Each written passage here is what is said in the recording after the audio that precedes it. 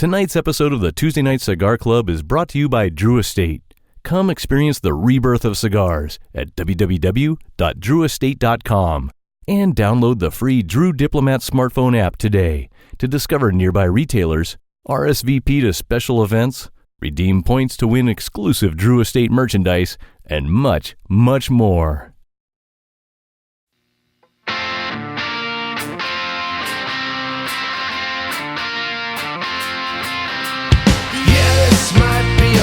Mistake, but I'm having too much fun to wait. Flag her down when she comes back by. That one's yours and this one's mine. Bring another round. Bring another round. Bring another round. Bring another round. Bring another round. Bring another round. Bring another round. Bring another round. Bring another round.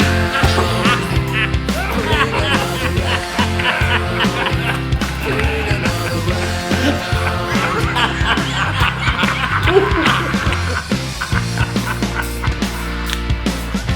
Here's the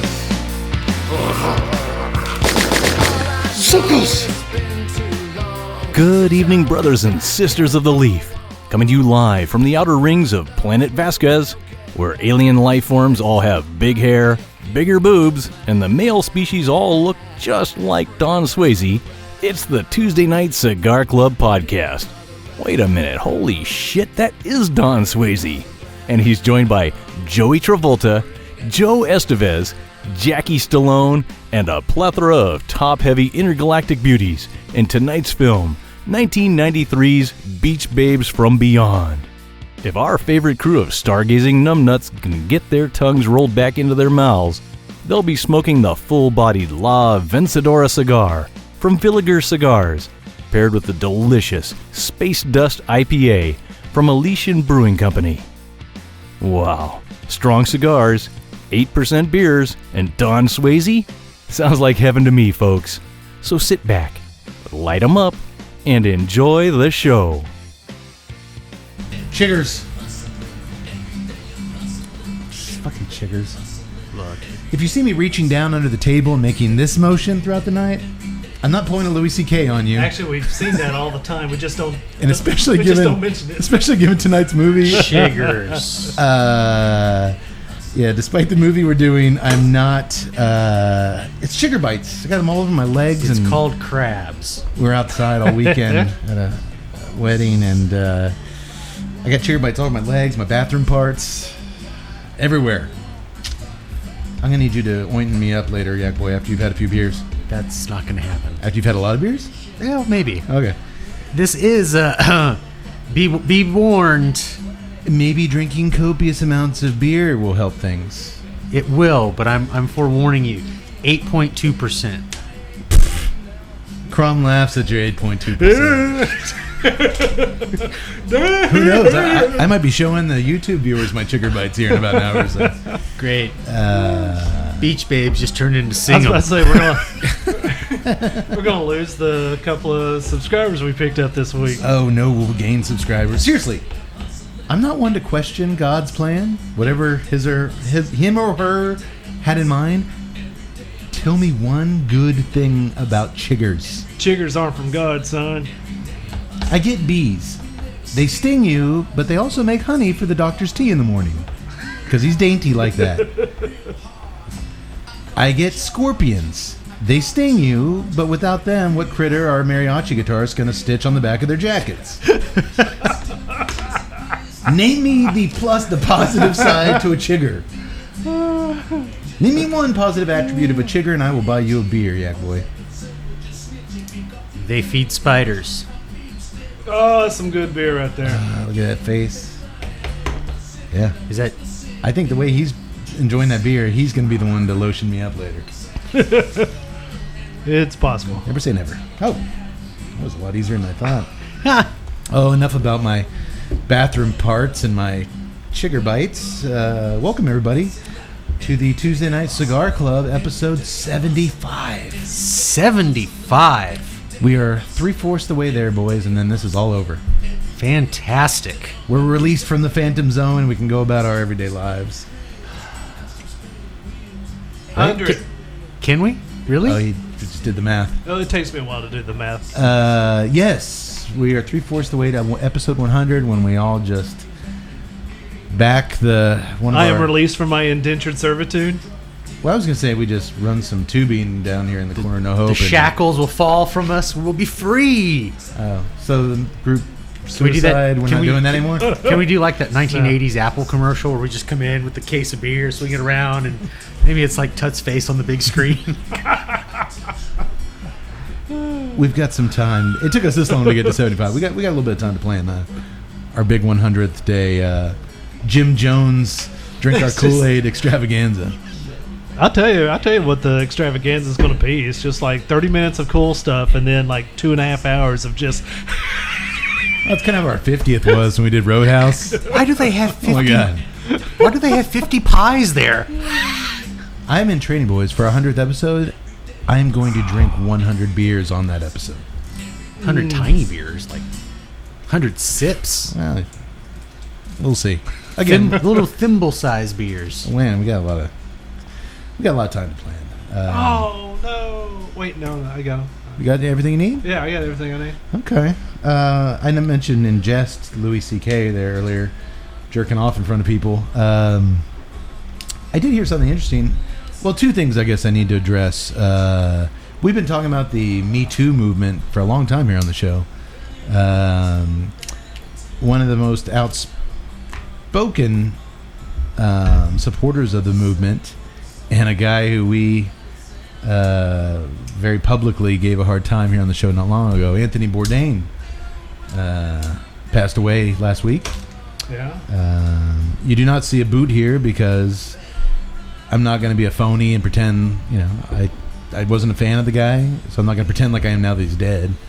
I actually am a fan of Bourdain, but I wasn't going to fight you on it.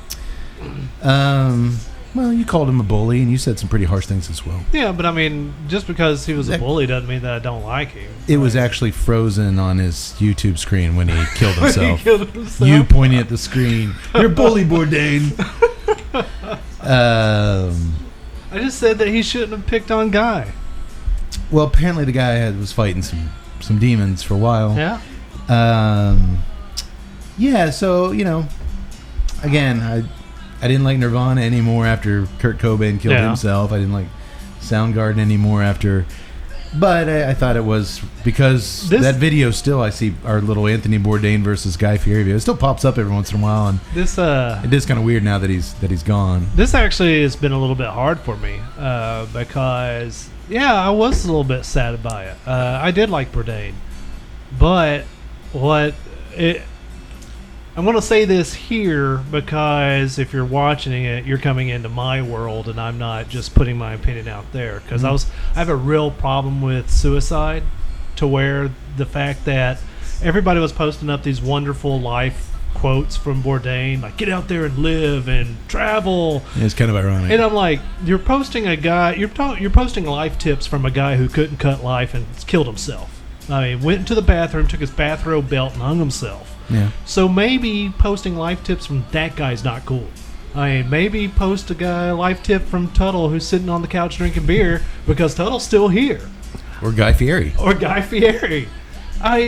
So I was like, and people did the same thing with Robin Williams, and I loved Robin Williams, but it's like the moment you commit suicide, I'm not going to say that wipes out everything you've done in your life, but it really, to me, it's the biggest act of selfishness that there is. Even when you sit there and say, well, my family's better off, and all this stuff, you're basically looking at it from your own personal point of view. Yeah, his daughter is glad that her dad died. I don't for whatever reason he felt I don't get it. He didn't have any other choice. And it's not for us to get. And honestly, I wasn't going to get that deep. Yeah, because it's all about him. Deep. It's selfish. Mental illness is a real thing. It is, and there was a lot of people that were like, really upset, so I didn't want to put that that crap out there Sure. and poo-poo on everybody's So good you feelings. just saved it for us. So I saved it for you guys. And just Jeez. Sorry, Yeah. Cody. Here we go. I was ready to move on 5 minutes ago. Goblets was the wrong idea. Where's the giant mugs? I was just going to say rest in peace. When we come back from commercial break, so we've switched to the big Why are they filled with whiskey? Australian mugs filled with whiskey and beer. Yikes. Note to self. All right, don't, might have some issues. don't kill myself. I would have rather the dude been like doing the asphyxiation, jerking off, and like accidentally killed himself. Maybe he just didn't get that far. Maybe he misjudged how tight the belt was. Let's hope. All right. Let's hope. Because if you do it without the belt, you're basically Louis C.K. Pretty much. Just jerking off all over the place. We're not fans of his, right? I'm not. Not really, no. No, me neither. Okay. That dude's a mean guy.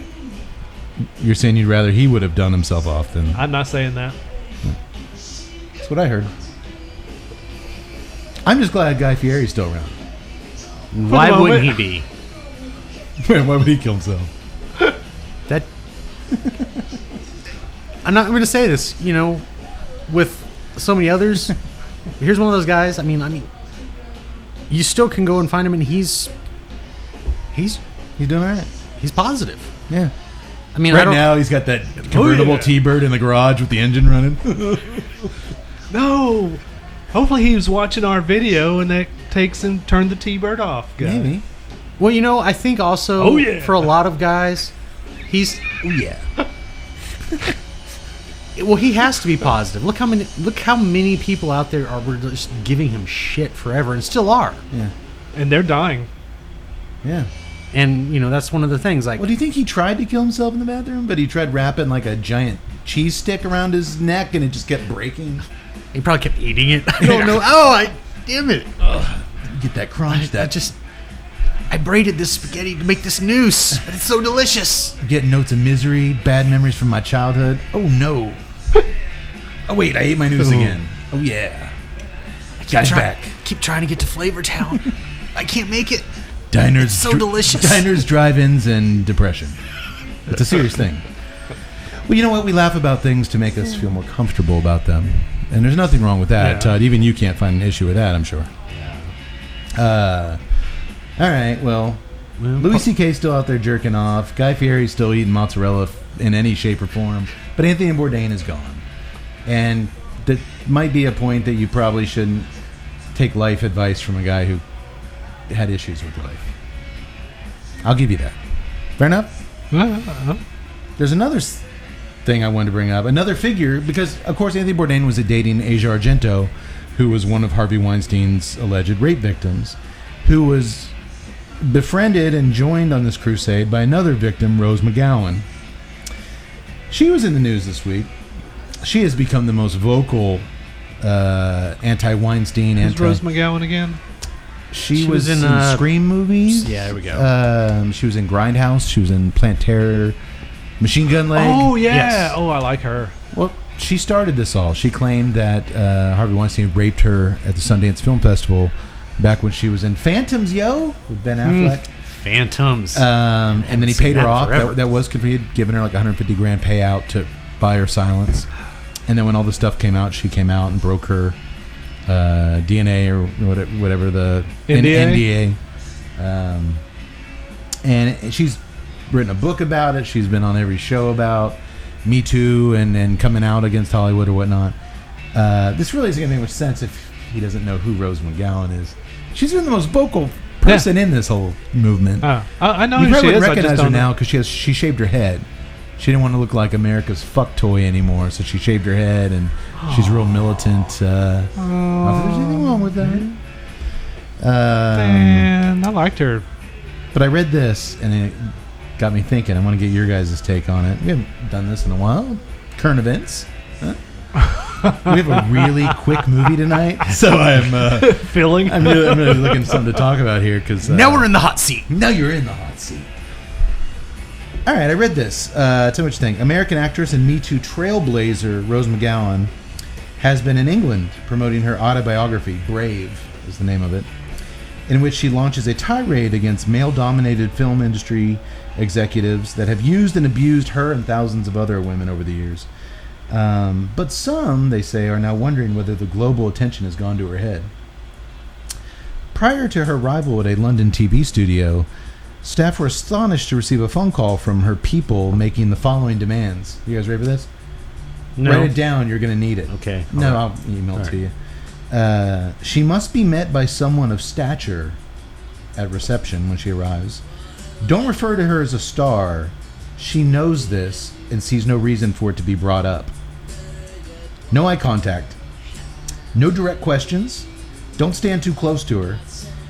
Do not offer any refreshments or engage in any small talk.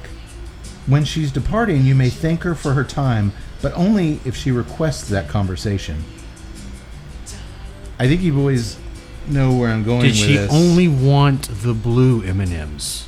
There was no mention of M&Ms. But I think you guys. No, we're not doing see this where I'm all going this with for you. We're going to be doing a lot of traveling over the No. next few months. No. Yak Boy, I would like you to call ahead and follow these specifications to a T for me. I get to be a little.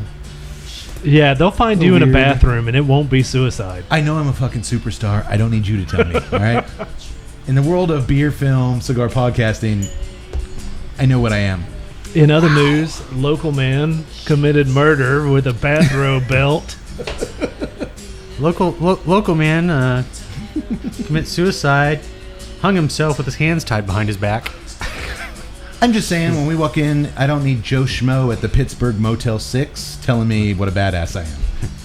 Shot I know, himself, Joe. He shot I himself know. in the head twice. With his buddy Cody's gun. It's all not adding up. In all seriousness, she's such a controversial figure because she went from kind of I'm still processing. I don't victim know what to say. to spokesman to this kind of If that's true, it sounds like a monster. Well, I was gonna say martyr turned monster. I mean, my God, that's crazy, right? If that's true, yeah. Yeah. Allegedly. Allegedly. When I hear, celebrities or anyone who gains any modicum of fame, and they just basically start issuing commands to other people, don't look at me. You guys remember when Go I fuck got on yourself. that list of top 11 cigar experts in the known universe? Did I act any different? Oh, yes. Yeah. Come on, it's the same old me. Yeah. No. I may have, I don't know, walked with a little more. I still little more have to, erect I still and- have to hide the Cade got top 11 internet voice tattoo you made me get. First of all, I got you some of Dr. Huxtable's happy pills, and I made you guys pass out, and I gave everyone those tattoos. It wasn't just you. Great. But you thought you were special. Well, that's too bad for Rose. That's too bad. She was a very good-looking woman. Okay, actress. She did the Bewitched. That was Nicole Kidman. I Dream of Jeannie. No, she was on the TV show with the witches. Charmed. Charmed. There you Yeah. go. Yeah, she was. Yeah. She was one of the sisters. Yeah, with the Later in life with Sharon Doherty, and Yeah. I think when Sharon Doherty left, she took she her came place. in. Yeah. Yeah. I liked her. She was my favorite woman. Better than Alyssa Milano? Yeah. I was a big. As much as I'm a fan of Alyssa, I was a Rose guy. Even though you didn't know who she was. Till No, I know who she was. As soon as you were like Machine Gun Leg, I'm like zeroed in. I know exactly who Yeah. she is. I haven't seen her since going, feminism shaved. I Yeah. haven't seen that. Look, nobody is. Well, a lot of people have said more about Me Too than us, but it was so big. We did talk about it a lot, and we have been very, very much on the side of the women in all this. Whether it be from guys that we really respect, like Garrison Keillor, to goofballs like Louis C.K., who we're not fans of. I mean, we pretty much always err on the side of the woman. On the woman. I mean, you want there to be some kind of due diligence, and you don't want people to get accused unwrong. But I mean, we have been very sympathetic, so I'm not slamming the movement. But my God, man, you're not doing women or anybody a disservice walking around telling people not to look at you and not to tell you what a star you are because it's common knowledge. Well, we don't know if that's true. I don't want people telling me how awesome I am or the sky's blue or anything else that everyone in the universe accepts as reality. Well, I mean, at least you didn't, write down, because if I was going to meet her, I'd just tell her to go fuck herself. Did she put that down? Because does people not be able to tell her to go fuck herself? Because of what I told you? Oh, yeah, Cody. Yeah. Just perpetrate the male domination. She's the one. That's exactly what Rose is fighting against. Steven Seagal much? Does he do that? He made me say, oh, yeah. We talking about him. Remember? I'm just saying this. He was always inviting chicks back to his dojo. And Oh, man, I heard the Stallone allegation pop back up. another today. one, yeah. No one gives the women more. That line, bitch. I honestly don't. You know what? It's a complicated, like suicide. It's a very complicated issue. We can't possibly get to the bottom of it here. I don't even know why we're trying. Note to self: never bring up political anything. What have I done? I'm going to go with, I hope, Stallone's. Well, I mean, again, the statute of limitations is 10 years, so could be a shakedown. I think it is. It kind of does point to shakedown. But who are we to judge?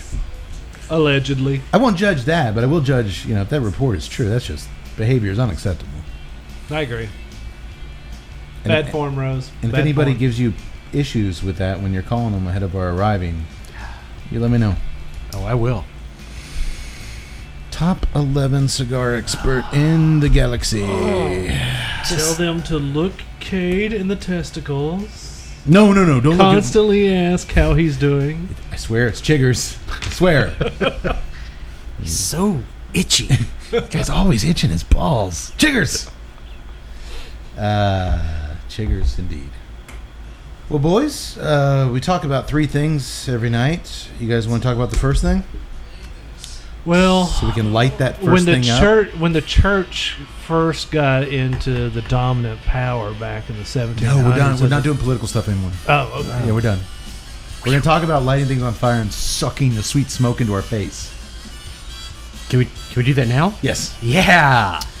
Tonight's cigar is La Vencedora by Villiger Cigars. It is a size 5x50 Robusto that we're looking at here.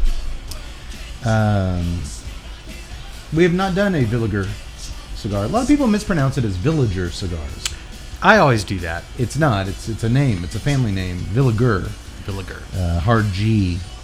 Villiger Cigars is celebrating the 130th year anniversary of the company this year with the announcement of their newest cigar, the Villiger La Vencedora. The La Vencedora is the follow-up blend to the La Flor de YNCLAN. YNCLAN. Wineclan? Wyclan? Maybe a silent N? Is the Y pronounced like a J? YNCLAN. Your guess is as good as mine. That's the Wineclan. Yunglin? Anyway, it was a top 10 cigar at Cigar Aficionado's top 25 list last year. So they followed it up with this. La Vencedora translates to the victor. It is the first ever in 130 years full-bodied cigar by Villiger, and it carries a very special meaning to the Villiger Cigars chairman of the board, Heinrich Villiger. The Villiger La Vencedora represents to Heinrich the arrival of Villiger Cigars to the premium handmade cigar segment. They have a huge, for years and years, machine-made small cigars business. Little cigarillos, little box press. They got like a Sumatra, Maduro, but machine-made cigars. They, over the last few years, have gotten way more into traditional premium hand rolling. It was time, in his opinion, to push the envelope and create a quote-unquote legacy cigar. This Nicaraguan Puro, wrapped in a beautiful Nicaraguan Habano Oscuro leaf, boasts a potent full-bodied smoking experience featuring highly seasoned and hearty flavors. Heinrich Villiger says, we are grateful for the opportunity to use our 130 years of experience to create what I feel is a very special cigar in the La Vencedora. A little more, I turned to Cigar Aficionado magazine, which I don't really turn to ever, but I did, to learn a little more background information about tonight's cigar, and here's what I learned. Vencedora was an old pre-Castro Cuban brand owned by the American Tobacco Company. It was eventually acquired by Villiger and released to the U.S. in 2005 as a mild to medium-bodied Ecuadorian Connecticut stick. In 2012, Villiger discontinued the line, and now it's back. A lot of these companies with FDA, you can bring back old blends a lot easier than, or old names, rather than creating a new one and going through that whole process. So they're bringing it back, completely reblended. This is a new cigar, completely reblend, but an old name. Is it the same blend? Oh yeah, sure. Close enough. Same amount in the box, I think, is all you need, right? That's what Skip said. 25 in a box, same name. It's a strong smoke full of nothing but Nicaraguan tobacco. Here's where it gets interesting, boys, for me at least. For this project, Mr. Villiger worked closely with Dr. Alejandro Martinez Cuenca of Joya de Nicaragua, one of my favorite factories, in the development of the blend, said Rene Castaneda, president of Villiger Cigars North America. This last bit is what I am a big fan, not only of Joya de Nicaragua, but Dr. Martinez Cuenca is from a blending standpoint, the stuff he's done at Joya de Nicaragua, the Cuenca de Blanco, remember that awesome stick he and Jose Blanco did together. So this has me excited about this. How do you pronounce that? Blanco? Cuenca? Cuenca? Cuenca? Cuenca? Cuenca? I don't know. I really don't know. I always said Cuenca. All right. I don't know. I'm not going to get any... Hey, if he messed up, let us know. Yeah, let me know. But the fact that they got the Joya de Nicaragua, and let's go Dr. MC Martinez, whatever, involved, man, that shows me they were wanting to go serious for a legacy cigar, because there's no better factory out there. And the Martinez family, we interviewed Juan Martinez, his son, on the show a couple years ago. I mean, they know they know their stuff. So I'm really, really excited to light this baby on fire. But if it is full-bodied, it's going to need a worthy sparring partner in our goblets tonight. And, Yak Boy, do we have a worthy opponent? We do. All right, moving on. Tonight's movie... Dynamite drop in, yeah. What are we drinking? We've got an IPA. An Imperial IPA. This was actually knighted by the Queen herself. Yes. Is that what Imperial means? No, that's not what that means at all. It is the Elysian Space Dust IPA. I always said Elysian. Elysium. Is that like that terrible Matt Damon movie? Where he's got all that robot equipment on him? That's not a terrible movie. Was that Elysium? Yes. Elysium. This is Elysium. Can I just call it Space Dust? Or is it Elysian? I bet it is Elysian. No, that's Elysium. But this is Elysian. Isn't it Elysian Fields? Yes, Elysian Fields. What was that movie? No, that's the Roman heaven. Elysium. Oh, like when you die. Elysian. Like Right. Valhalla. Correct. Yeah. They're two different things. Yes. Elysian Brewing. Yeah. Okay. Like, remember when in Gladiator, when he was like, if you find yourself riding in a field far away from battle, then worry not, you're in Elysian. Elysian. See, you don't even know. Elysian. I think it is Elysian. You're already dead. That's with an M. Yes. This is with an N. I think it's basically the same. Yeah. I'm not here to compare the spellings. I'm here to tell you about the delicious beer. Tell us all about that delicious beer. It is delicious. Elysian Brewing Company started in originally started in 95 and didn't start putting out beer until 96. Started in Seattle. Basically, starting out small, brew pubs, and expanding on from there, so on and so forth. They're the original location was in the Capitol Hill neighborhood in Seattle. So on and so forth. They got to grow through the years. They did very well. Eventually opening several smaller like brew pubs, restaurants, and expanding that way and they didn't actually get a full production facility until 2011. Oh, wow. Yeah. So they actually jumped up to where they could make into much larger amounts. But by then they were already so large that by 2015 they accepted an offer from AB InBev. And Who are those bastards? They are the big boys. Budweiser? Yes.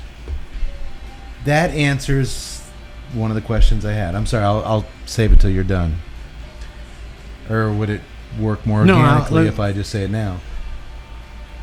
My wife actually picked tonight's beer. Everything came from the beer tonight because every time we're in Target, this beer is on full display on one of the end caps. And she sees the little planet, and it's a very shiny 6-pack. It's got little space dust all over it. Yeah. And she's like, "Oh, you guys should do that." And I think there's only one other beer we've done the show where she just, every time we were in the store, the modus operandi, she liked the can. Yeah. So I kind of had this space movie on my radar, and I was like, "Hey, you know what? I think we can finally do that beer you like." But I was wondering how you said, they just started real big time a little over 5 years ago. And yet they're in Target. How did they get this huge end cap constantly at Target? They got some big boy money behind them. That is correct. Actually, by accepting it, they took more than a 25%.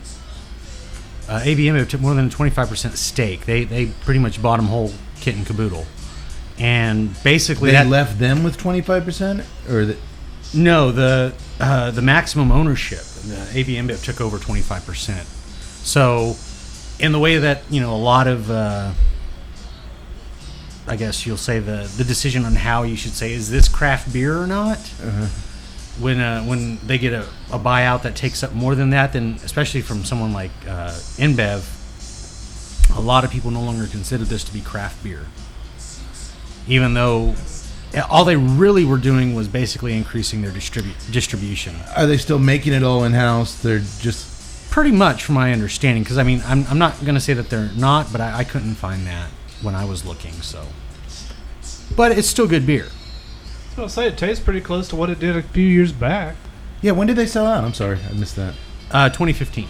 And you said you had it at Cody's Pub, O'Brien's Irish Pub in downtown historic Temple, Texas, years ago. Well, it might have been 2015. It was probably longer because I asked him if he ever had this. He didn't remember. He's like, I think we had it at the pub. Yeah, y'all had it. But that's where I found it. it. It's probably it was quite a while. It's been a while.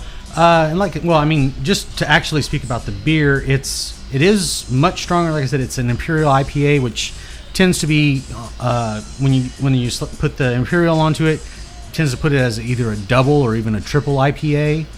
And in this instance, this would be closer, more like double.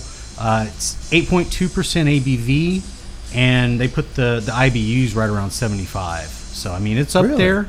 But some of them say that to be an Imperial, it's got to be almost like 100 IBUs. I was like put this around 60, 65. Yeah. So I like the thing. It's bitter, but it's it's good bitter. Yeah, it's delicious. It's got a really good the hopping on it, Chinook and some Citra and Amarillo, and I don't think it. You still get no Galaxy hops for an outer space beer. Bullshit. Solaris. No Solaris hops. No. I'm disappointed. No Carillion hops. That's not even a thing. Oh well. Sorry, but I wish it was. I read the doctor's review of Solo on our website earlier, and go check it out. It's really good. Got Corellian on the brain. It's got a malty. It's weird having that high a hop presence. It's got some maltiness to it. It does have some maltiness to it. I think that's why I actually like it. That would work in your favor. In mine. What's that? Since you was reaching for that fridge. Oh, I thought he was calling me sensuous. No. Hey, sensuous. No, you're saying since you was in the fridge. Since you was in the fridge. Well, that's a new way to use that word. I'm I'll now write going that by the down. name Big Sensuous. Can't believe y'all never heard that one before. Hey, since you was sitting on the couch, why don't you order some pizza? Yeah, since you was up, make me a sandwich. Well, I'm going to go with the first idea I had there. Just looking over here to call me sensuous. Yeah, I really like it. Doesn't taste 70% of me, but I think that's because of that maltiness. Yeah. That malt definitely knocks out the hops. Floral component at all. I'm not getting any kind of citrus or floral. I'm just getting really malt and hops. I'm getting some citrus. I'm getting a Yeah. touch of lavender.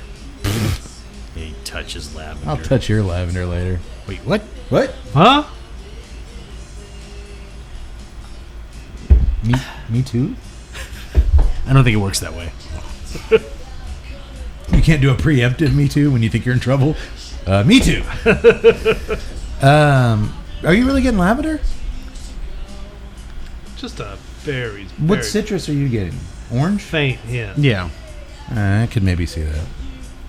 Not like over. I'm not. No, but if you're going to get some, I could see maybe a little bit of Just orange. a hint A of little bit of orange rind in there.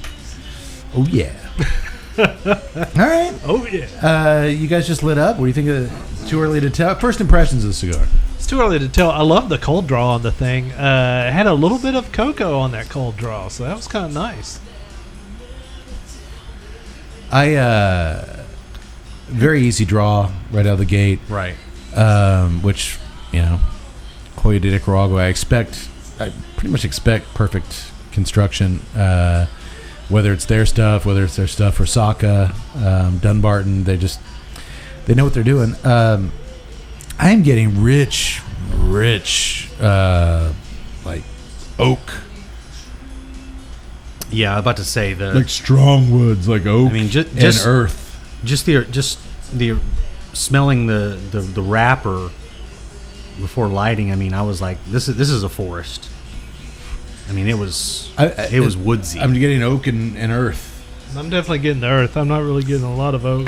Not a lot of woods. and I got just to I don't know if maybe it's coming from the beer, but just to Lavender? no, God no, I'm fishing just for a it. just a I'm a touch of man. sweetness. A little bit sweet. Oh yeah, no. I mean, I Yeah. am getting a little bit of sweetness, Yeah. sure. Which tends to go with Nicaraguan puros. They do tend to have that kind of real chewy sweetness to them. Yeah, it's playing like a Nicaraguan puro so far. It actually is, yeah. All right, we just lit up. I'll come back to it. It's interesting though. Before we get into the movie, the retrohale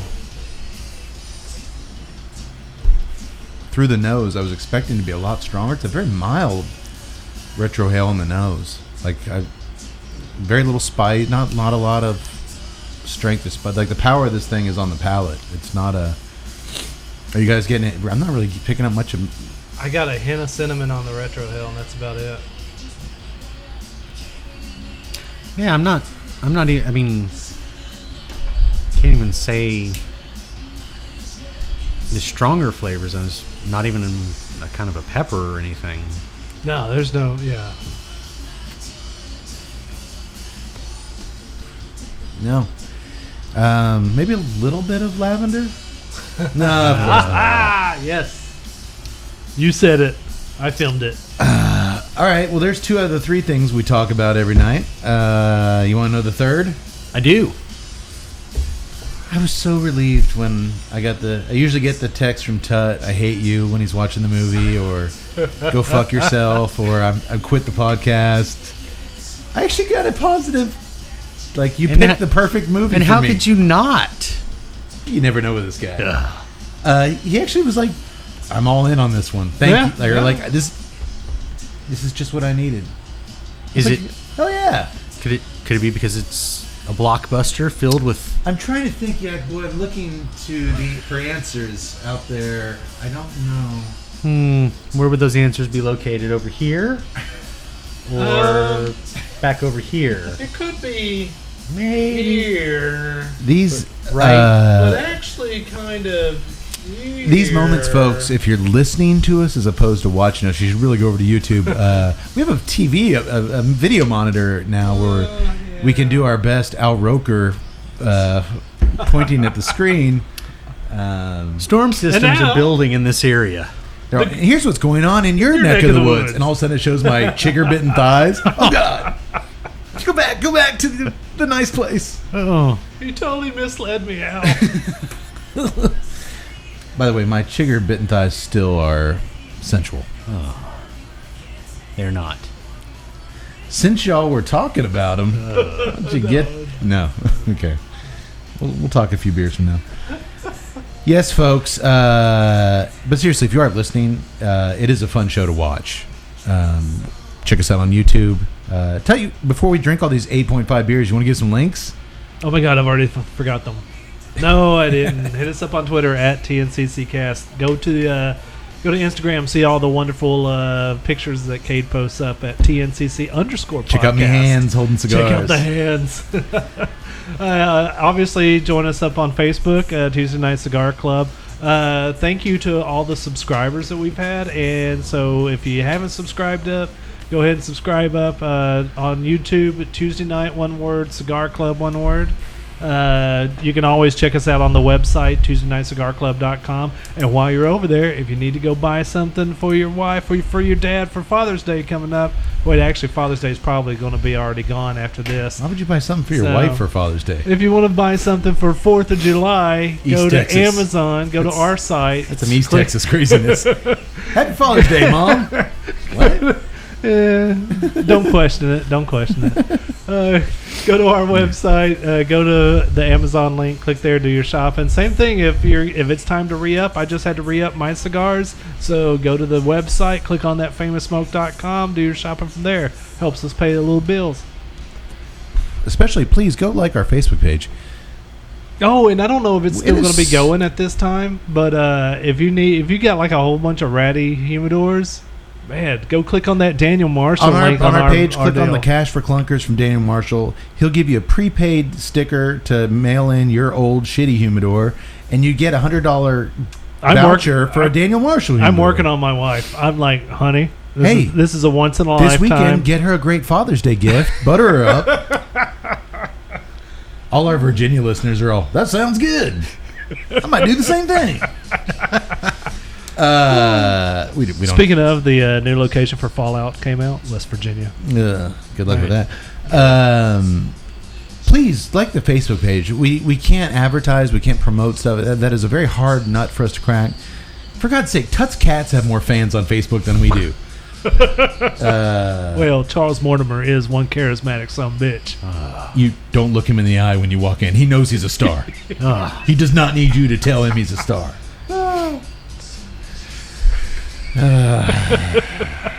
Anyway, Meow too. Meow too. Oh, Sorry. terrible. I'm so sorry.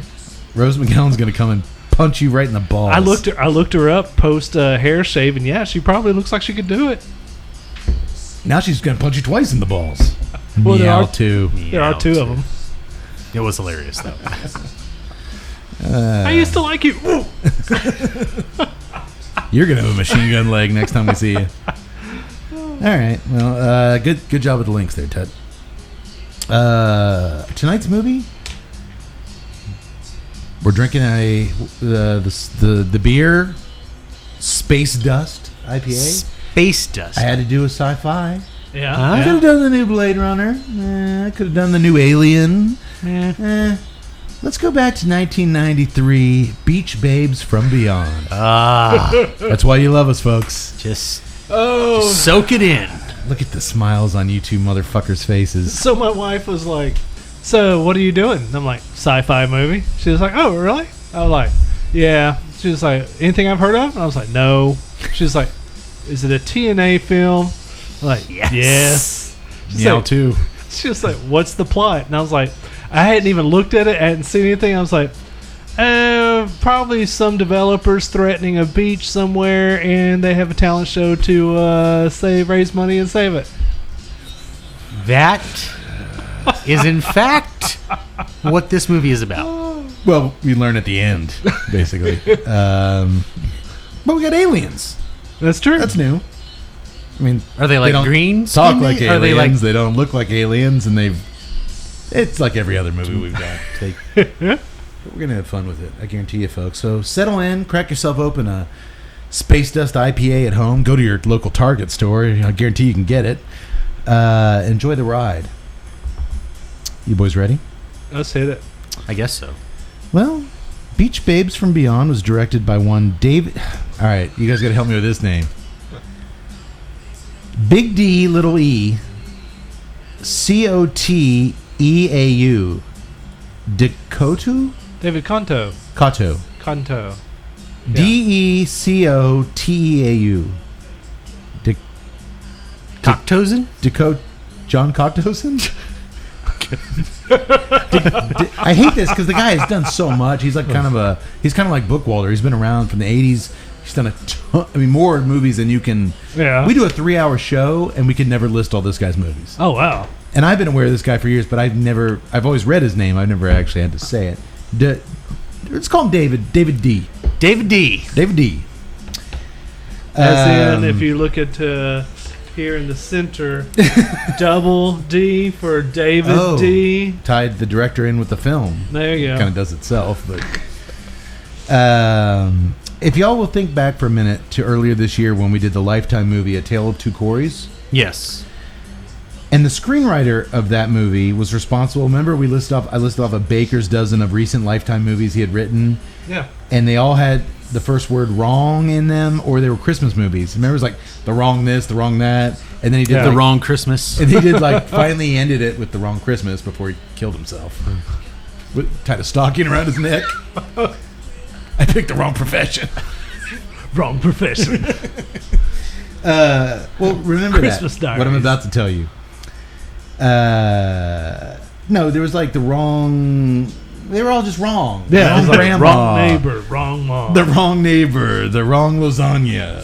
There was the wrong house, which I think I joked was like me after a night out with you guys. Just show up at the wrong house. Robert Downey Jr. wake up in the kid's bed. Oh, I'm at the wrong house. The end. And then he had a ton of Hallmark Christmas movies. Well, tonight's director, David D., actually has that dude, Peter Sullivan was his name. Remember that? Yeah. Beat, hands down. That guy listen to this guy's directing filmography over the last 2 years.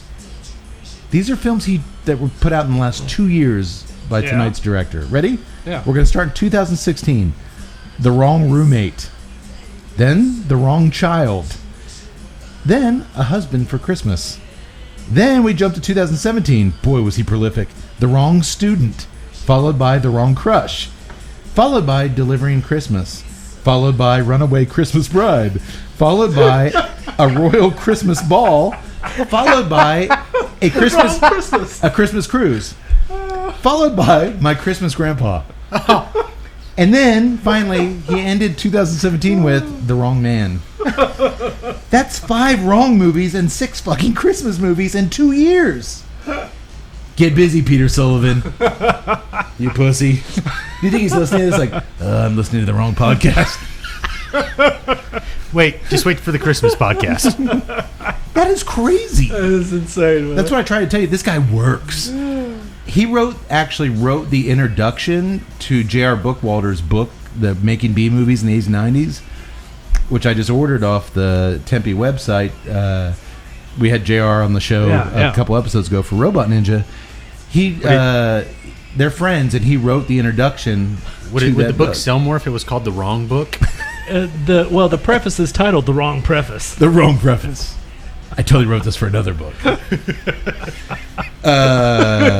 that is a crazy shit ton of movies in 2 years. It really is. But he goes in. He's kind of on that in that introduction. He's like, he doesn't get the respect he deserves. People say he makes, tit flicks and low budget. But hey, man, I've been making 20 movies a year for my filmography. Smokes. Anybody else? It's just got to suck if you're just having naked women on screen all day. Yeah. That's a fucking miserable life. I've made the wrong life choices. That's my movie. The Wrong Life Choices. He's gonna contact us. I'll direct it. Peter Sullivan's crumples it up. I just started that one. But seriously, David D's been a workhorse for decades, so I wasn't totally surprised by the insane amount of output. He was also an executive producer on Robot Ninja. Helped get our little beloved Robot Ninja made, and a swarm of other low budget genre films. There's 2 other ones that they're on my radar for us to do in the future. I saw one called Swamp Freak that looked pretty interesting, because there's some swamp cigars out there that we haven't done yet. Sounds pretty good.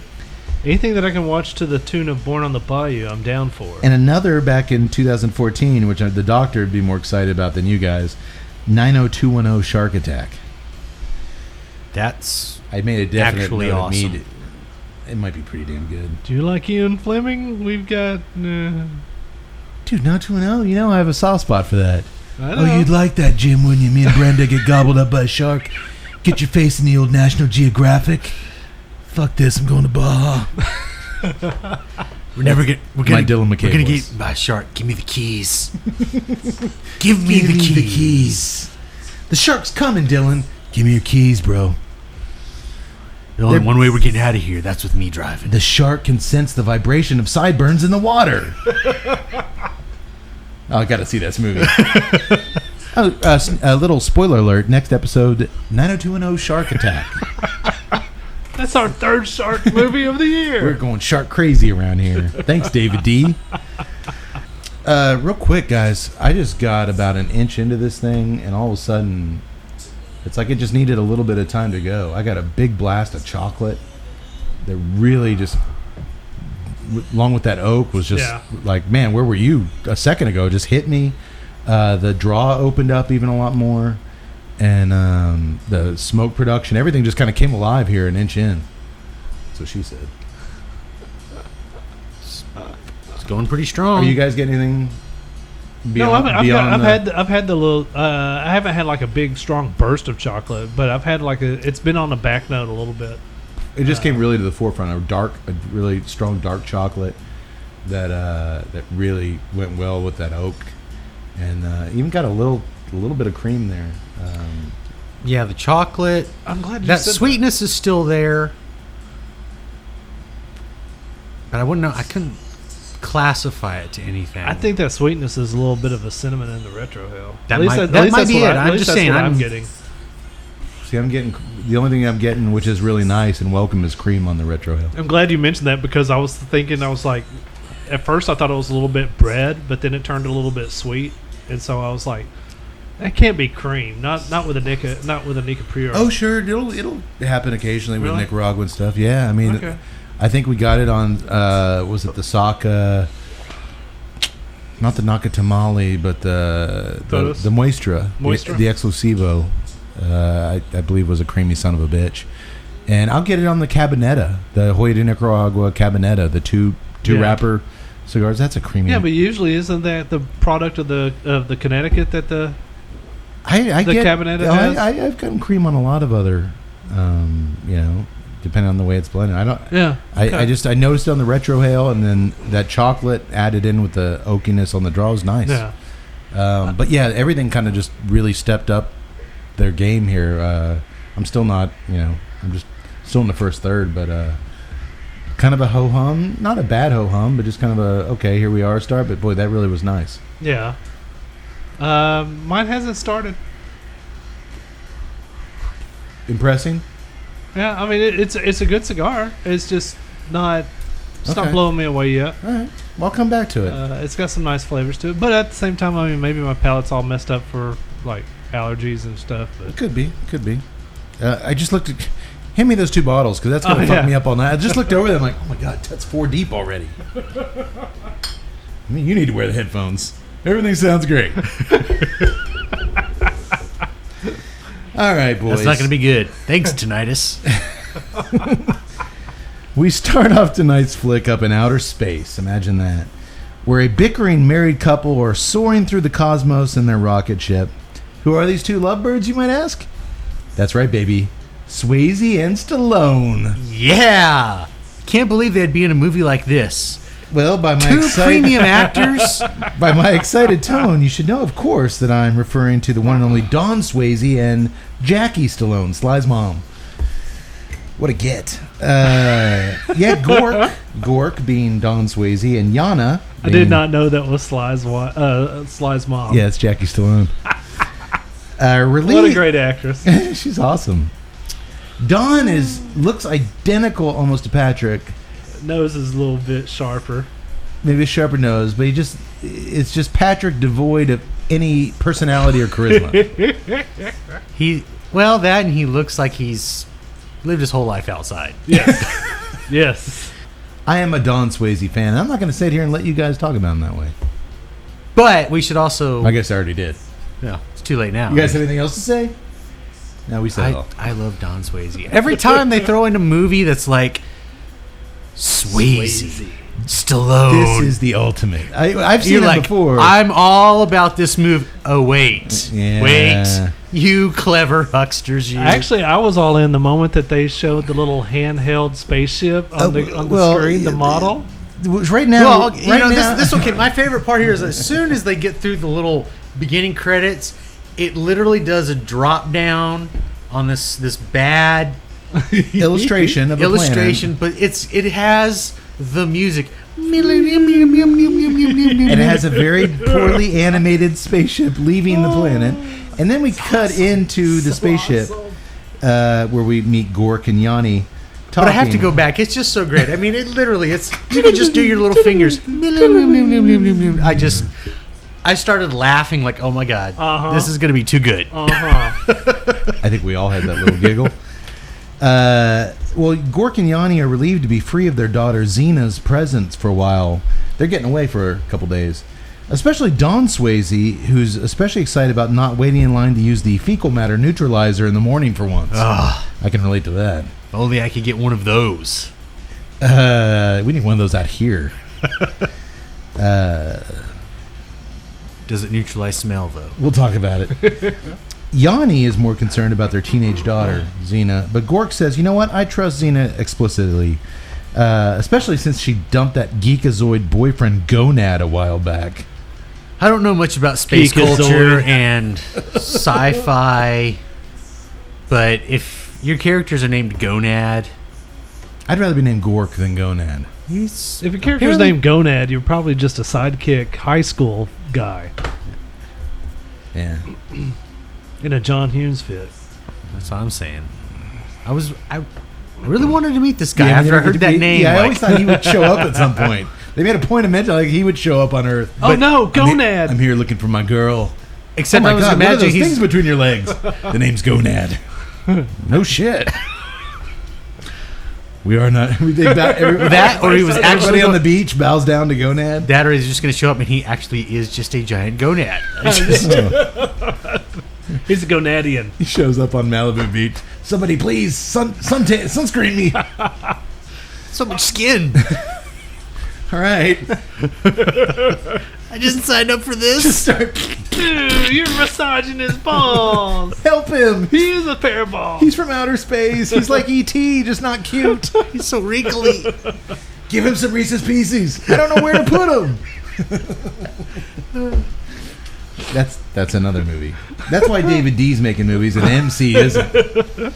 Matt C doesn't get to make movies because he wants to give giant ball sacks Reese's Pieces on the beach. I know my audience. I'd see that movie.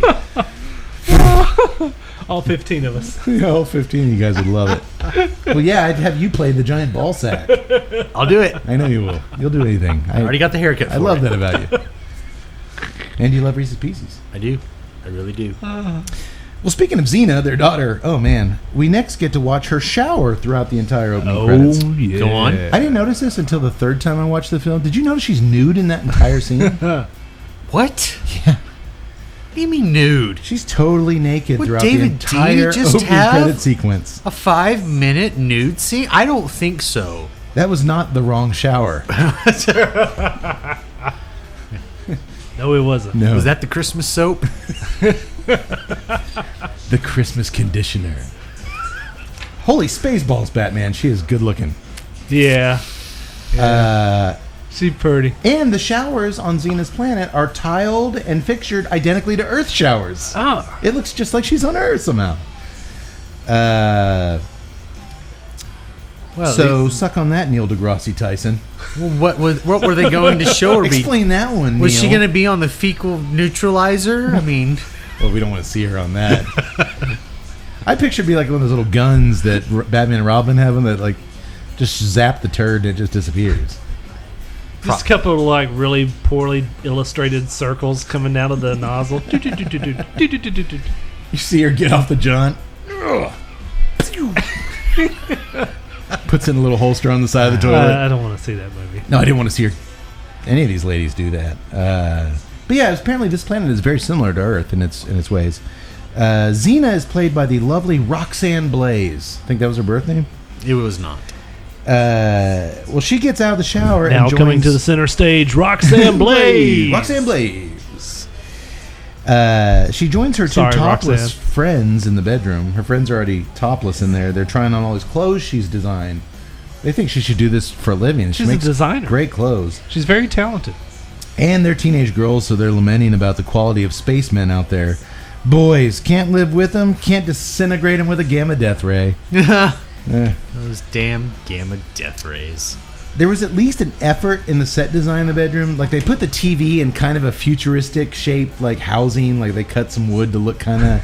And then out the window, they painted a mural of, like, an alien landscape, like a red sky and some Total Recall volcanoes out there. I didn't say it was a big effort, but they did something. It was in there. It was in Hey, there. David D's going to go through it. All right. Y'all don't mess with that. I've got 4 other movies. Wrong planet. That's going up there next. Actually, this one, he inspired me with the wrong bra. These don't fit. The wrong bra. I got Roll clear. Credits. Get Peter Sullivan on the phone. I don't have time for this. I'm going to give him this one. It doesn't write itself, people. Oh, wait, it did. We got greenlit. We're going into production tomorrow on the wrong bra. Who do we get to star? Man, we got Roxanne here. Done. Done. On one trivia note, Is this a Roxanne Blaze trivia note? no, this is a Oh. David D note. The reason he can be so prolific, he shot this movie in 10 days. That doesn't surprise me. What took him so long? Wrong timeline. The wrong scheduler. As far as the other actresses go, you might recognize... As far as all 3 of the main actresses go, you might recognize Roxanne Blaze from such earlier films as... Let me see if you guys have seen these. Super Shot 73, Ramin' and Crammin'. You guys seen that one? No. I do need Is that for to see real? it now. Oh, these are all real. I promise. You can cross-check me. This is not fake news. Super Shot 74, Outdoor Screwin'. No. Go You didn't on. see that one. A movie called Slurp and Slide. No. I wonder what that was Wow. about. Excuse And another me. lost gem titled Filthy Fuckers Number 90, The Cock Gobblers. Is that slurp and slide or slurp in slide? No, and ampersand. ampersand. Okay. Ampersand. Slurp and Slide. Wow. That was actually before Filthy Fuckers 90, The Excuse me, I've got to go to our website first to hit the Amazon link. Gobblers. Yeah, does Amazon stream The Cock Gobblers? I don't know if that's... Jeff Bezos is like, my God, they just had a great idea. I was going to do, for research purposes, those, but my wife has a parental control on the Amazon. For me, not for any other reason. Roxanne, that was pre this film, I Before she believe. turned legit in this one. After tonight's film, she would go on to star in the sequel, Beach Babes 2, Cave Girl Island, which we'll probably tackle at some point in the next 25 episodes before we all kill ourselves. She was also in 1995's Bikini Drive-In. What a fucking career. Literally. The wrong career. She was in the wrong career. Oh. Her friend Luna, played expertly by Tamara Landry. If you're looking at us on YouTube, she's the beauty in the center of the screen up there. You might have seen before in such hits as Tango and Cash. Boom. Tango and Cash. You would remember her as Girl in Bar.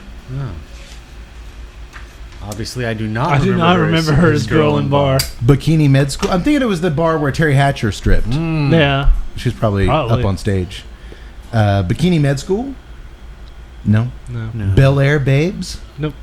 Bikini House Calls? Nope. Possibly. Sexual Impulse? That's the one. Oh, I think yeah. The Pleasure Zone?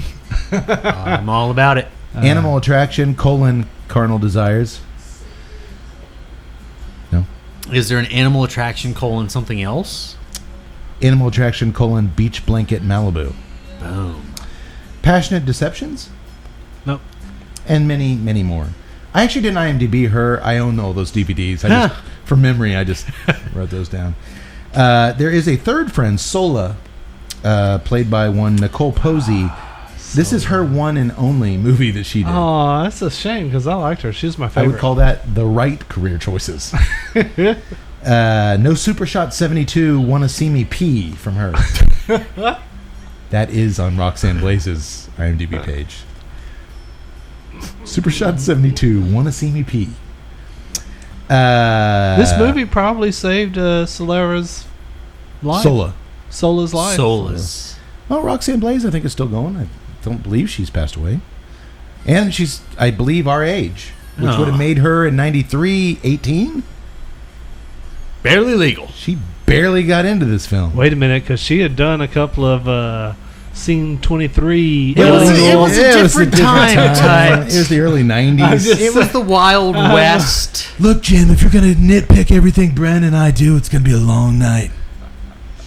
I'm just saying. God damn it, Kelly. Everything ends bad, otherwise it wouldn't end. Let's get in the Porsche and go down to Baja. Where's those keys at? The Wrong Sideburns. Here's a movie. So, the Cigar Boys, I'm approaching the second third. Before we join the girls on their grand adventure, boy, it is full bodied. It's a full bodied smoke. Not necessarily full strength, but it's just got it's got a ton of body. That chocolate that I got there a little bit, it's kind of faded into the distance. Now it's primarily for me earth and wood, that earth and oakiness. I am still getting a little bit of that cream on the retro, which I never got the cinnamon you mentioned. The draw for me really opened up there halfway through the first third. I'm having to kind of puff at it a little bit to keep it. I don't know if that's me or if I'm just talking too damn much. But once I give it some attention, it's smoking like a chimney. Yeah. What are you guys thinking? I'm kind of like you. The chocolate has kind of died down. Still kind of getting a little bit of that sweetness, but I'm going to say it's not cinnamon at this point. I have not gotten any. It's gone. I have not gotten any of that Nicaraguan kind of juicy sweetness at all. I think what you might be, the sweetness that you might be getting at least on the retro hell from me is like a hint of leather, to where it's like a mixture of earth and leather. Yeah, I haven't got any leather Possibly. either. I mean, like I said, it's usually you're the first one to pick up on anything leather, and then you haven't gotten. Well, like I said, I mean, before it was just before I lit up. I mean, it was like I said, it was just wood. I mean, it was like you said, very oaky, but I mean, it was just it just smelled wood. Like, I mean, not like a pine 2x4 or anything, but it was just a woodsy smell. It was kind of like an oak, almost maybe a little bit like a hickory.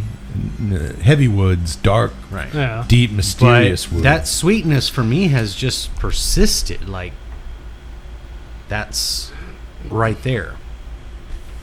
Okay, I'm missing out on the sweetness. Not even to the halfway mark. Plan to go. The beer. Oh my God, I love the beer. Beer's good. It is fantastic. I'm really gonna good. go hipster and like. I wish I didn't like it as much as I did, but you know what? Sometimes you're like, all right, maybe you don't know their circumstances. You don't know why they sold out. You don't know what. Who's Why to they say sold out? That would be because money. somebody gave them a whole bunch of money. InBev comes in and says we want to buy the Tuesday Night Cigar Club podcast, and I will wear my Anheuser all you're Busch gonna hat. do. All you're gonna do is review InBev beers from now on, and okay, you have the right man. No, I would never sell out. And that's when you see these two guys with Howie Mandel sitting in the host seat. Let's face it, it's not going to be Howie We Mandel. are a democracy here. We do vote on things, so I guess I could be voted out. Let me talk to my attorney. Oh, wait, I have the wrong attorney.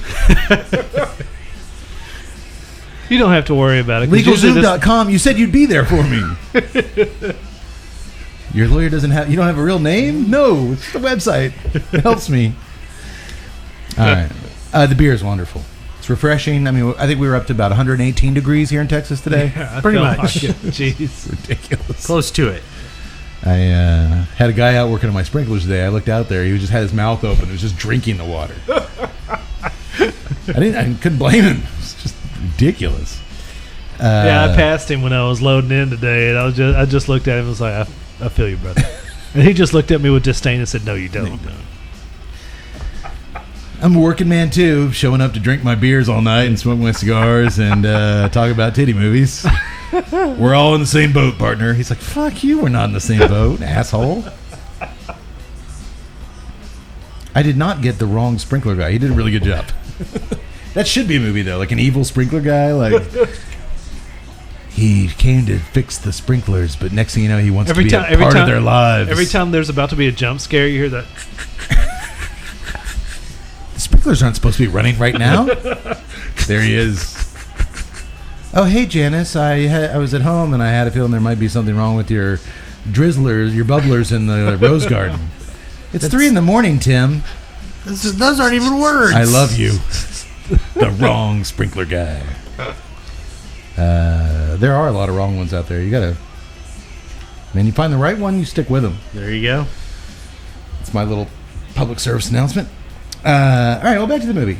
Faced with the decision of either hanging out at the local Astro Burger, once again, the three babes decide to cruise through the galaxy in Xena's dad's sweet-ass T-Bird spaceship. They're bored and horny, and they want to do something new. Just some teenagers wanting to cruise. Yeah. It doesn't matter what planet they're from. It's all the same. We cruise Sonic. They're making the Kessel Run. I'm going to have to object to Double D here. You couldn't be more creative with the name of this spaceship. The T-Bird? The T-Bird spaceship. It couldn't have been the T-Bird 5000 or something like that. Oh, you didn't have a problem with them hanging out at Astro Burger. No. That was fine with you. Exactly. If you're going to name spaceships, you put some effort into it. Well, it's the T-Bird. And we remember Don Swayze was bragging about it while he was cruising up there. That's his pride joy. Like Ferris Bueller, the dad has that sports car The that Ferrari. he loves. Don't touch it. Well, yeah, Xena's parental units are going to be pissed. That's what they call them in space, parental units. Parental units. And I bet Don Swayze's really going to need that fecal matter neutralizer when he gets home and sees what's going on. Am I right? Yes. Oh, yes. He's going to have to gun his pants. Just shoot it at my crotch. Jackie Stallone's like, oh my God. Sylvester Stallone's mother. I shouldn't be doing these things. How about Sylvester Stallone? Give your mom some money. Jeez. Or Frank Stallone, give your mom some money. Frank, come on, Frank. I'm surprised he wasn't in this.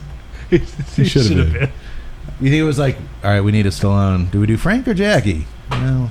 We can't afford Frank at this point. Yeah, Frank's got a little bit of, let's go Jackie. Man, the interior of the T-Bird The ship wrong Stallone. itself looks pretty fine because they only shoot through the windshield, like a wide shot, to just a few blinking lights. You don't get to see like the gauges and the computers. They're smart about that. But when they cut outside, like Tut said, to the space shot, and you get to see, it's like a matte painting of space, and then they just had a little cutout of a spaceship which they kind of floated. No CGI, old school through it. It is awesome. It warmed my soul. It totally did warm my soul. love it. That was when I texted you. I was like, oh man, I needed this right now. I love it. I loved it.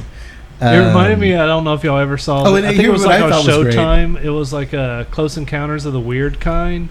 The iron spaceship that they had. Oh, through yeah. there. They reminded me of that when they floated across that little map planting.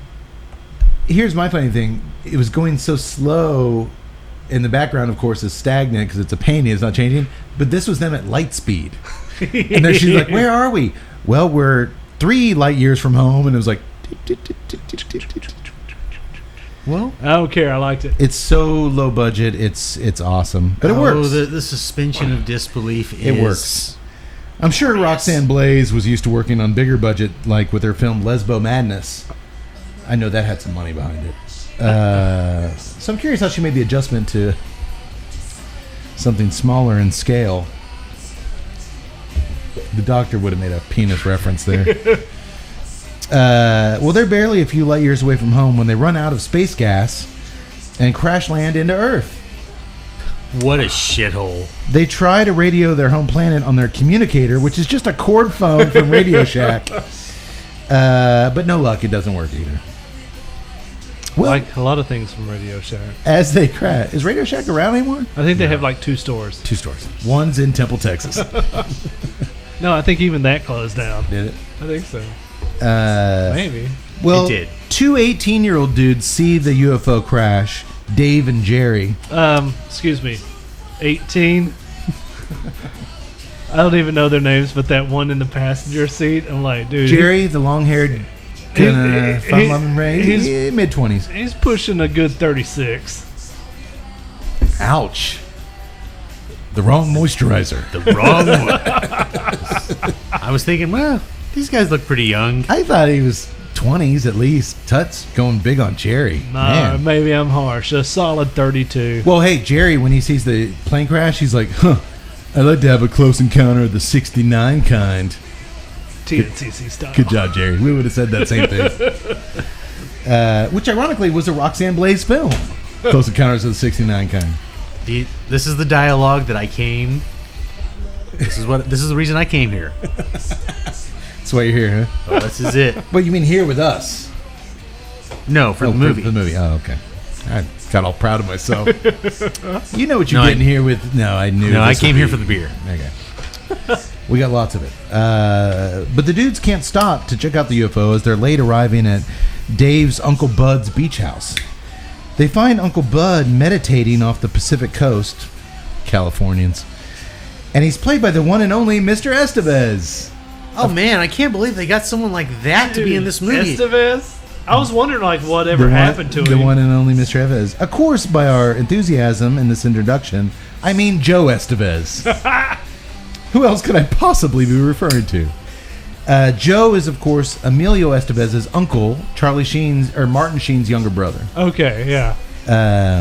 God, he sounds just like Martin. Oh, he does. Sheen, He man. does. Apparently, he does a lot of voiceover work to make you think it's Martin Sheen doing a commercial. Like, Oh, really? if you watch a commercial Oh, and wow. hear like, oh, that sounds just like Martin Sheen.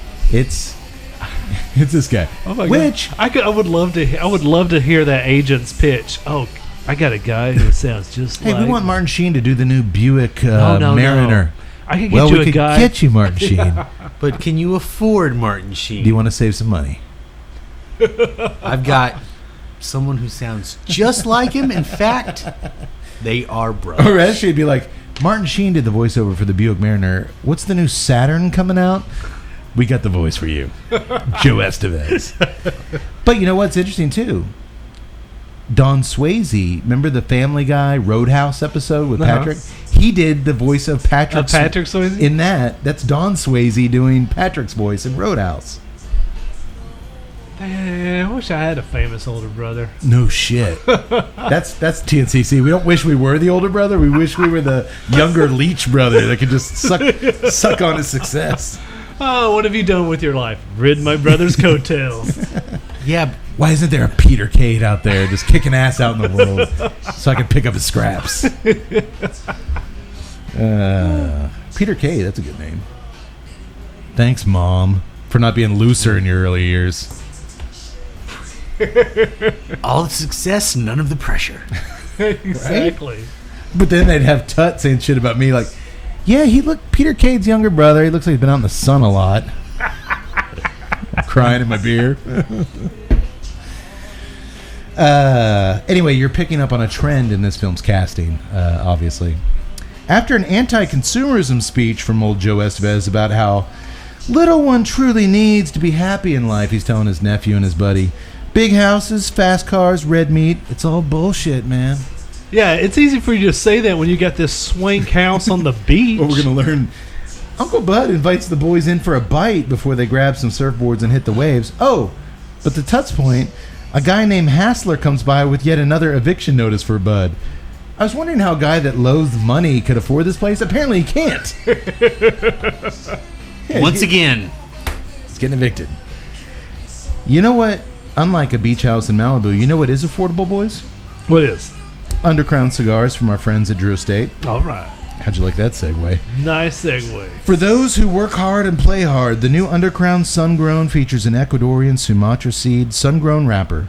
The binder is a Connecticut River Valley stock-cut, cured, sun-grown Habano, complementing a powerhouse blend of Nicaraguan premium fillers. One leaf of extensively aged Lajero from the Nueva Segovia region that borders along Honduras has been selected to enhance the strength of the blend. We featured them on an episode last year and enjoyed them so much we named it our number 9 cigar of 2017. So track yourself down a handful of undercrowned sun-growns and try one today. DrewEstate.com. DrewEstate.com. Thank you, Tut. When Dave and Jerry get down to the beach, there's a giant crazy beach party full in effect. Maybe 200 or so bikini babes and dudes are dancing all over the fucking place. We don't get any jiggling bare boobs. I'm sorry, Axe. When we said what kind of movie do we want to do, he's like, give me something with boobs. Just give me something with boobs. There's no boobs in this. I mean, there's bikini boobs. Yes, but you know what? So this. But they're jumping around a lot. This montage. I'm sorry. They have like. It's still some impressive scenery. It is. And they have my favorite bikini of all time. The thong. The thong tracking V. shot. Oh yeah, no, yeah. A lot of thong V's. Between the dancing, chicks jogging in place, the beach volleyball shots, it's like the director had a megaphone was like, keep jumping. Whatever you do, don't stop jumping. Don't stop jumping. You jump rope. You're happy. Just jump nonsensical.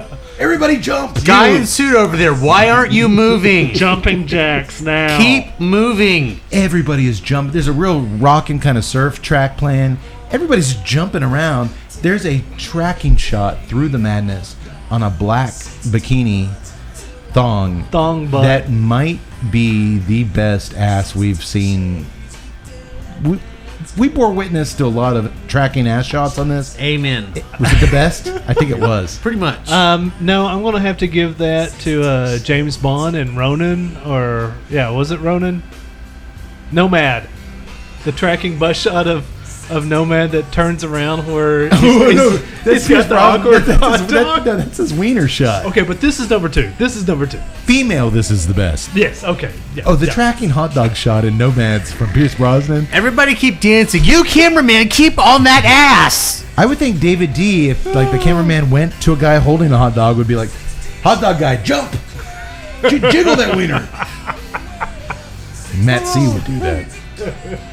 That black thong. It was like a long ass tracking shot. Well, it's a long ass scene. It's like through the sand. It's by like the 10 way. minutes of chicks And then, jumping around. Yeah, it was like a 10-minute montage. No dialogue. Just 10 minutes of. I want an hour and a half movie. I can't give you that. I've got maybe an 10 hour. days. I've got an hour's worth of material here. I want an hour and a half. All right. Keep dancing. You Holy keep jumping. Beach balls, Batman. That lots of. I will take titties a and ass moment in that the soundtrack's actually pretty good on That this. little song jumping around. It's kind of like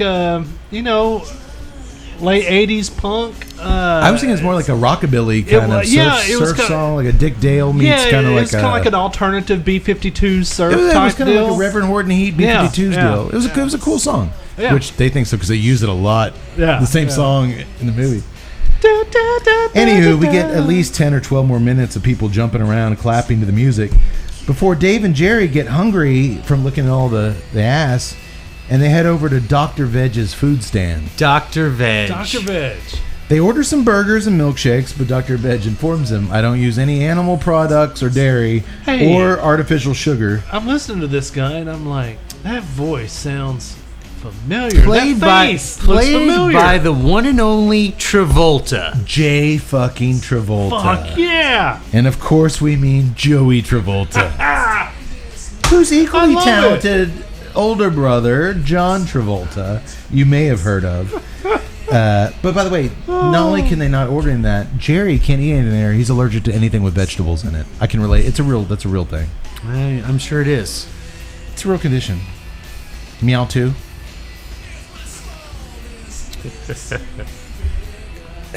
A local surfer named Ziggy comes up to order some food and informs our bros while they're waiting on their soy pizzas that Dr. Veg, Joey Travolta, who's Not a very good actor. No, I think he's his main not. claim to fame was a singer. He released some disco albums in the 70s. That was kind of his latch on to John's disco success. He was actually an no, not Joey, but Dr. Veg, the character, was an MIT scientist NASA, big NASA that guy. created the jet propulsion system NASA used to launch rockets into space. Well, there you go. I wonder if that nugget's going to come in handy later on in Yeah, a our... little Hey, foreshadowing. we have some chicks that might need to get back into space. Soy pizza. So soy. So soy. No. Across the beach at the mansion Cody, I'm belonging- sorry for that.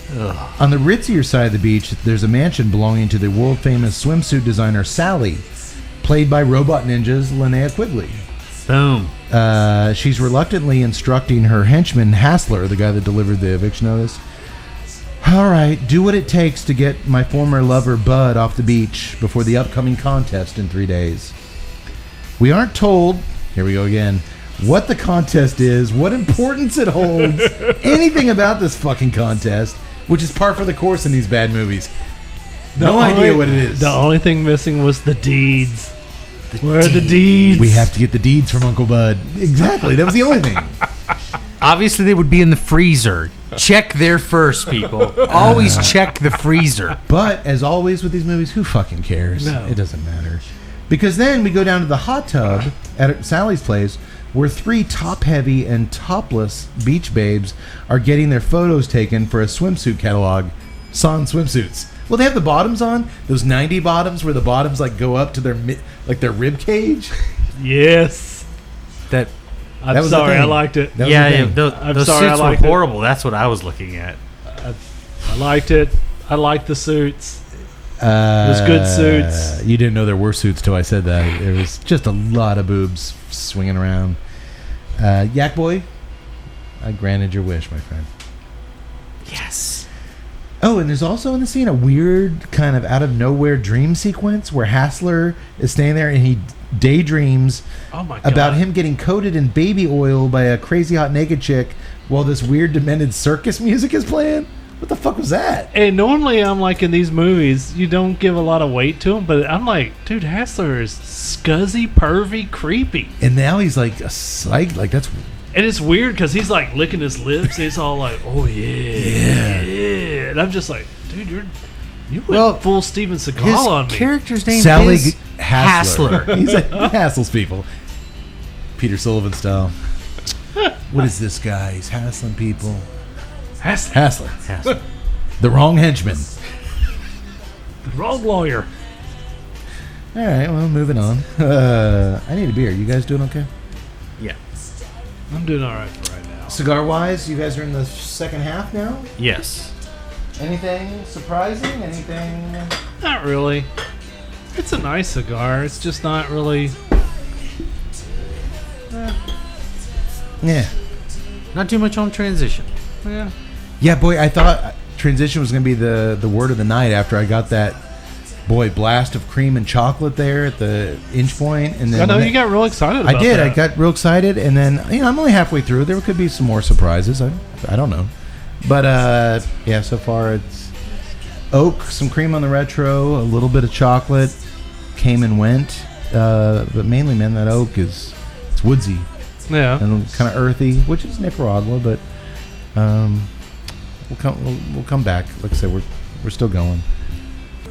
All right. Well, Jerry, Dave, and their new surfer bro from the Dr. Vegistan, Ziggy. Who's this guy, Ziggy? Ziggy. Is he anybody? No. Well, Is actually, is he like Ben Russell? unlike Jerry and Dave, he actually has worked, but nothing that I saw that Okay. you recognize. They stumble across our 3 space babes. We haven't seen them in a while from beyond, and they immediately hit it off with the girls. The babes speak in perfect English. They say a few things like parental units instead of parents, but I mean they tell them they're from Sweden. And that's why they talk a bit different, and the guys buy it with no questions asked. Dave might want to rethink college. His big thing is he's going to college. No. They have no Swedish accents. I can easily explain this in just 6 reasons why. If One, you can't two, point, three, it's four. 1, 2, 3, 4, 5, 6. That's the reason why. It's not the fact that he's not. It's not the fact that he's dumb. It's just he's facing that. Again, if you're listening to us, not watching us, one, he knocked over our sound recorder with his boner, and then he pointed to the screen where we're looking at 6 boobs. Boobs. We just lost both female viewers tonight. Oh no! Hey, like I said, we're pioneers for female rights, the Me Too movement. Until you came up with Meow Too. Meow Too. That's gonna be what sinks us. I'm sorry. Charles Martimore does not apologize. No, he doesn't. Well, he's a cat. He can't. He's the Bill Cosby of felines. No, he's not. That's mean. Is he wearing an adorable? He wears off-knit horrible sweater? sweaters. He does wear. Yeah. All right. You might have something.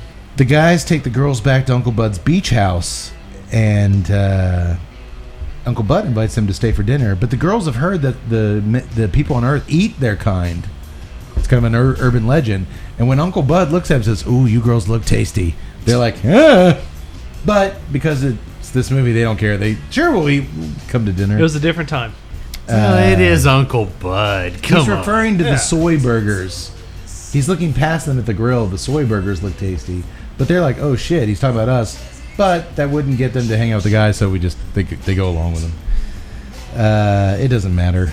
None of this matters. The chick's basically... All I know is every time that I see Uncle Bud on screen, I'm like, yeah, I like this guy. Well, nothing matters because the chicks ignore every red flag whatsoever and go with the guys because they're horny and they, invite the boys in with open legs. This is going to make an awesome social studies project, Luna says. To which Solo says, social studies, biology project. And at this point, I will interject. If you fast forward, a couple of decades, yes, this is a very interesting social studies project. When you look at the promiscuity of the early 90s and you juxtapose it with the puritanism of today, today sucks. Today does suck. I'm with you on that. I hate today. People having fun, man. Let them have fun. Go have fun. Go to the beach. Go dancing for, 20-minute montages for weird guys with cameras. It's fine. It's okay to watch boobs jiggle. It's okay to watch Pierce Brosnan hold a hot dog down there for just an ungodly amount of time. And it's okay to really get hungry for a hot dog and eat one later that night. We're not judging you. I'm kind of judging that, but I'm not. No, I'm not. You guys didn't eat hot dogs after that? No. Yeah. I had a little. We haven't touched them since. I had a pig in a blanket. Heard it both ways. Yeah, I mean, it'd be hard to do a movie where women are objectified and guys just hanging their tongues out and they actually get together and the women find something to like about the boys and the boys only like a certain something about the girls and everybody ends up happy. That probably wouldn't be perceived too well these days. Yeah, but I mean, if it was just only that trope, one of the guys is not. He just doesn't just jump all over the woman. He's like, he's all you about always it. have the slow burning relationship while the other people are having fun. We'll get to that.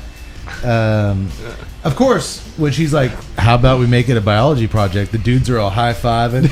Oh yeah! Like a Swedish bikini team just crash here in their spaceship. This all adds up. Right. It's like a Bud Light commercial up in here. As Uncle Bud's hands out beers to everybody, yeah. Soy burgers, none of that, but he's got plenty of Bud Lights in the fridge. Jerry realizes that he's incredibly sunburned. This might be my favorite scene in the whole film because the editor, 10 days you said they made this. To show that Jerry's sunburned, the editor just boosts the color up on all the shots of Jerry. So he just gets red, but everybody else and everything else, the sand gets Also redder. gets red. The other people in the background, the cars get redder. How do we make Jerry sunburned? I can solve this problem. Contrast up. He's just glowing red. Well, there was a lot of technical difficulties shooting this thing because there's a lot of blown out scenery. There's just a lot of Man, Man, it was just so good. It was like, oh, he's sunburned. He's glowing. And everything else is. Uncle Bud. of course we say that. That's back before the days you could just put it into After Effects and hit your curves. I mean, this was literally... This was literally there. Oh, I mean, make it red. Yeah, they were working with film. More red.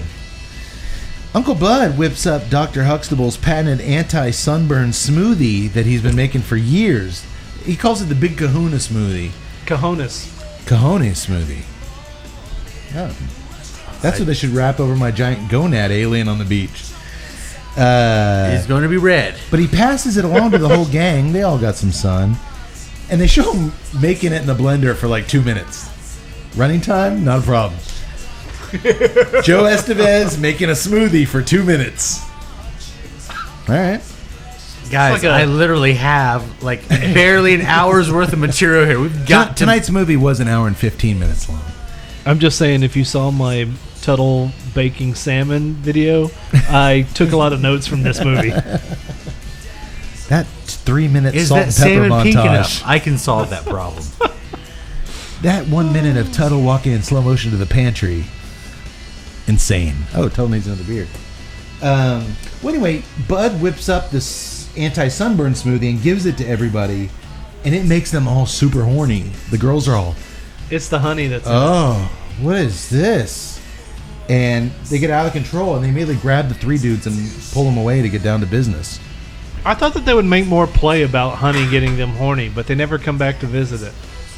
Honey? Yeah, it was the honey in it. How'd you know that? Because I'm a scientist. But you're not a scientist. I'm a mixologist. He put was the honey 3,000 goddamn things in that smoothie. When did he say It was the honey. It was the honey. Was the honey organic? I thought Tut was going to come out with his. It was the cardamom. cardamom. Cardamom in the smoothie. I didn't see him put cardamom in there. Maybe some gram masala. Put everything else but- in the kitchen sink in there. Oh my goodness! I tell you what, he can't afford to pay his rent, but he can buy groceries. Like and 27 ingredients for his sunburn lotion. Priorities. Well, He's Sola, got 'em right. Sola, the horniest one, she bangs Ziggy in Uncle Bed's guest room. I like the way that Uncle Bud is like, all right, so not only did I give you all miners beer, Yeah. but now that I see that you're horny, I'm getting out of here. You guys have a good time. Well, isn't that the right move? Yes, it is the right You move. don't want to have the older guy. Now that I've got all you underage teenagers horny, I'm just going to settle in and enjoy the show. No, you want him to get the hell The out wrong of decision. The wrong wrong decision. move. Just let me go right behind this two-way mirror. there. The wrong chaperone. No, that was in the Corey and Corey movie. The wrong Estevez. Who do we get to... Oh, wait. It's clearly it's Joe Estevez. No, he does. He does the right thing and get the underage kids drunk and horny, and then he leaves. Thank God I set up these 30 cameras, even though I can't afford rent. I can afford 80 hours of film. You guys take my room. I'll be over there meditating. Oh, we just set up the cameras and we get the... No, I'm sorry. It's too hot for him to wear a sweater. Luna, the most sex pod of the bunch, Buxom. she takes Jerry out to the van and spends an uncomfortable amount of time licking and sucking on Jerry's nipples. Did you guys get a little weirded out watching that? He was a nipply guy. That's why I'm like, yo. I mean, I can understand it. I mean, look at that, but I'm not Team Luna. Well, I mean, if maybe he was doing the nipple licking, that might have been something. Bad move, Double D. I don't know what Double D was thinking with... You know what? We're going to go against expectations here. Go to town on Jerry's boobs. Okay? The wrong director. The wrong director. Maybe they flipped a coin. Whose nipple's going to be sucked in this scene? Maybe she threw Well, you lost. Jerry's like, whatever, man. I don't see Jerry. Jerry had a very 90s look. He totally He did the swimsuit with the sleeveless flannel shirt. Yeah. Open up, Well, sleeves this cut was off. what, 92? 93. 93? So, yeah, I mean, it's coming in. Boy, that sleeveless flannel was a big thing in the early 90s. Brenda, Dylan, boys and girls could do it. Brandon did it a ton. Yeah, 90s. That's when it was. That's what Tut wears when he mows his grass. You know how many he's texting? I cut the sleeves out of everything. Well, so they're making out. Sola and Ziggy are banging in the guest room. And by the way, we're seeing everything. We're seeing... They're not blocking shots. No, it's straight up like Well, this actually, is why... they are blocking shots. Well, they... Yeah. You're seeing everything except insertion. All right. Double D, I'm sorry for my wrong director It's the right comment. director. It's the right director. We've never made a right movie. That's not a movie. Whoa. The wrong You can oxymoron. make things with right? Not for Lifetime, you can't. Who didn't tell me about this? Who on my team let me down? The Look at this. wrong decision? Dave and Xena, they just kiss tenderly. There's no... They don't even get naked. Dave's like, fuck. Out of Wait. 3 Swedish babes, I picked the one who just wants to kiss.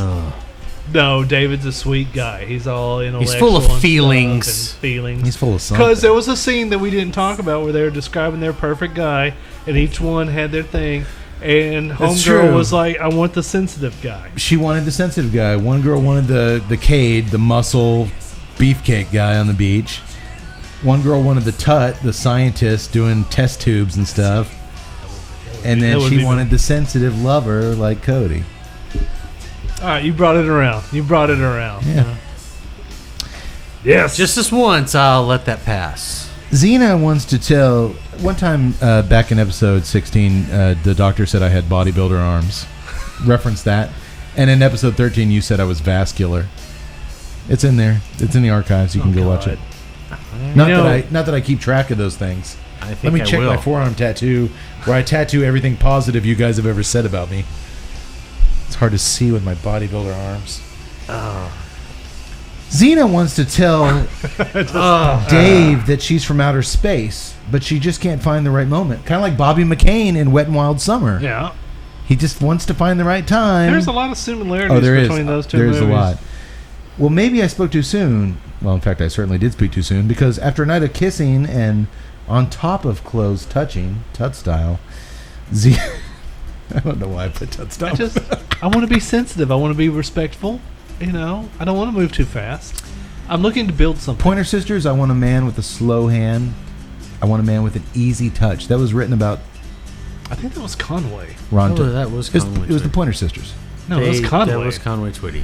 It was the Pointer Sisters. Conway. Let me tell you something. You about I want a was man. related. They All right, you know what? stu- I'm gonna pull rank on you here. No, bullshit. I was related to the songwriter who wrote that song in Nashville. He married my mother's cousin. He was a very successful country music writer.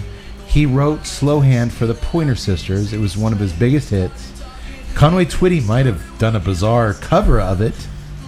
He did Bizarre? the He- song.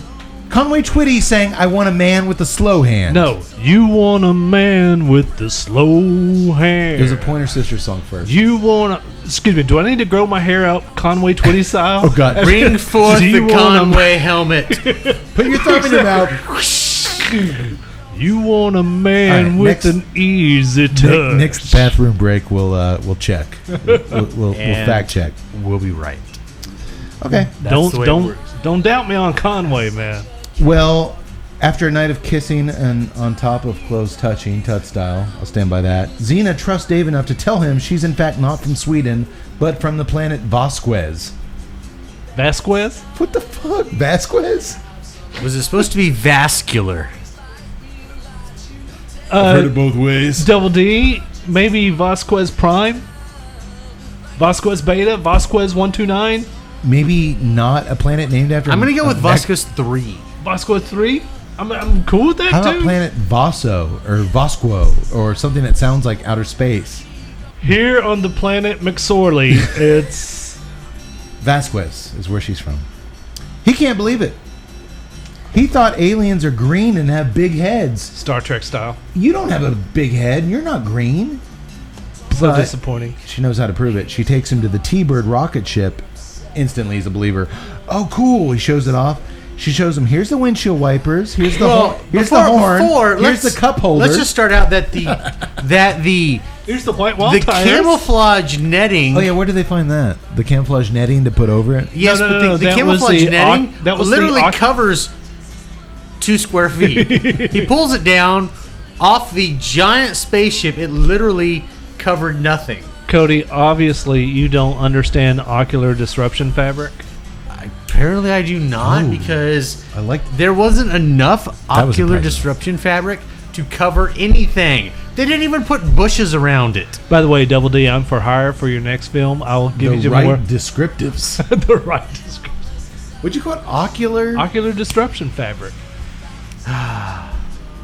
This is why we can't go anywhere. I'm actually kind of scared he knows that. What are you hiding?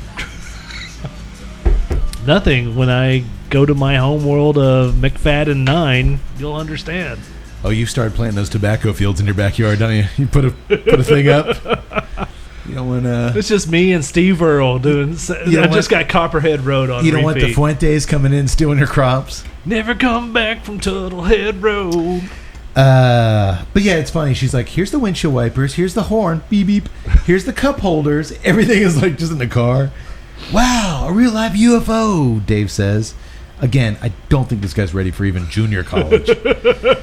I'm in college. What college? Clown college? They didn't have University of Phoenix back then. Bartending Academy, maybe? Oh, nice. Maybe. these guys, I could see them being Hamburger Academy. So, or maybe Hamburger Academy. You could go make some burgers.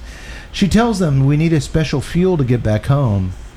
And he's smart enough to be like, Dr. Veg made that rocket fuel to get the NASA shuttles off. He knows how to make things that he's never seen before. I told you that was going to come back. That's called foreshadowing, boys. Foreshadowing. Way to go, Double D.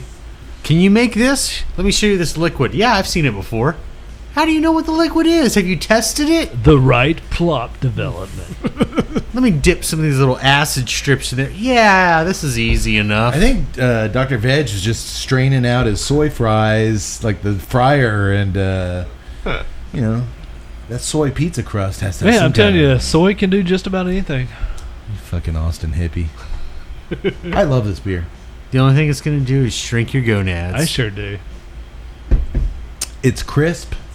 It's, like we said, the malts and the I like hops. the maltiness. That's what I really like about it. Yeah, I knew you would, Yeah. but I kind of love malty stuff on its own, but every once in a while, IPA will come around and really balance heavy hops with malt, and when they do it right, And I enjoy it. yeah. If you're not a big IPA guy, if you don't really like the big high IBUs, I knew this is a great I entrance knew into the it. Imperial IPAs you tend to love because they are more malty, Yeah. and they're just not all blast you in the mouth. Well, hops. I'm a big stout guy, and I like the darker side of things, and Yeah. so I just appreciate that maltiness. So to have that mixture of the two, it's kind of like, hey, Roxanne Blaze was actually in both films, Blast You in the Mouth, which you just mentioned, and The Darker Side of Things. So there's two more we need to check out. And as far as cigar guys, you are in the last third. Yeah. You're close. Yes. You're a little past halfway. I'm right at third. Well, almost. I will say this: it's burning slow. It's a robusto. yeah, And Very. it has burned slow. it's a robusto that's lasted about an hour and 10 minutes, hour 15. Maybe about an hour Yeah. when we kick it in, and we still have a little bit of, he and I have got a little bit of ways to go.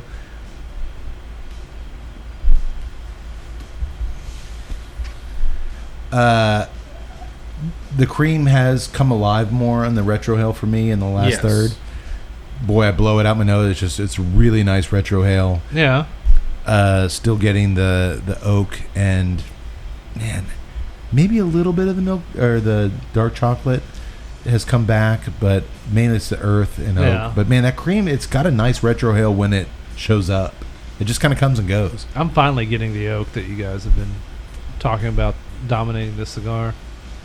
But it is nice. You want to take now to talk about price point? Yes, please. Might as well. Robusto. I'm going to go 5x50, I think, Robusto. 5x50. I will go $8.25. They had a top 10 last year in Cigar Aficionado, so that Oh. gives them a little bit of what are we going to do next? Are Are they going to make you pay for it? Are they going to ride the top 10, consumer-friendly? I'll go 825. 825. I'd say 9.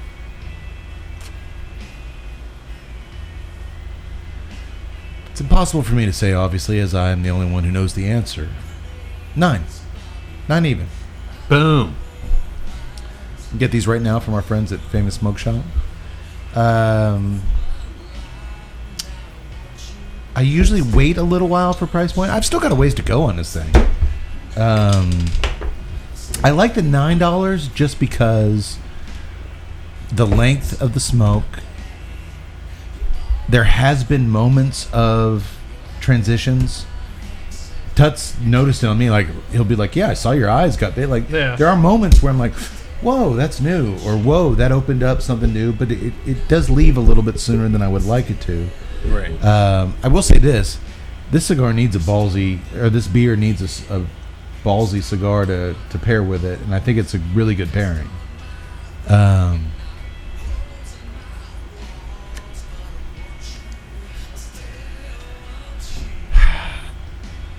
I think it's a good price point.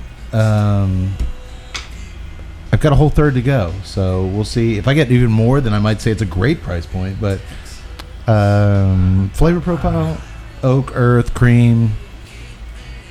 Construction-wise, I have at times pulled a little bit hard on it, but I've noticed you've had a flawless draw throughout. Haven't had to retouch it. One little time there, but that was more for aesthetics than anything else. Yeah, it was nice. I liked it. I think it might be a little overshadowed by the beer, honestly. Yeah. I just really like the beer, and sometimes we have a victor. Yeah, where the beer's drawing a lot more of your attention than the cigar. The cigar's name is the Victor. I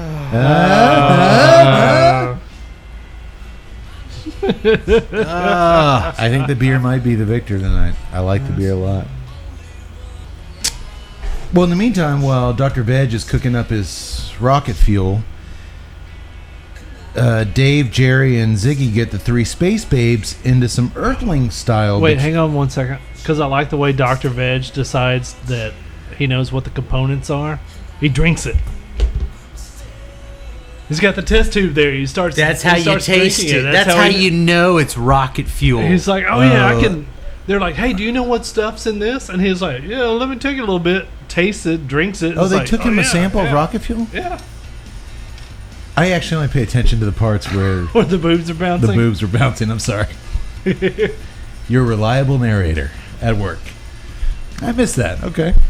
Well, he's hard at work.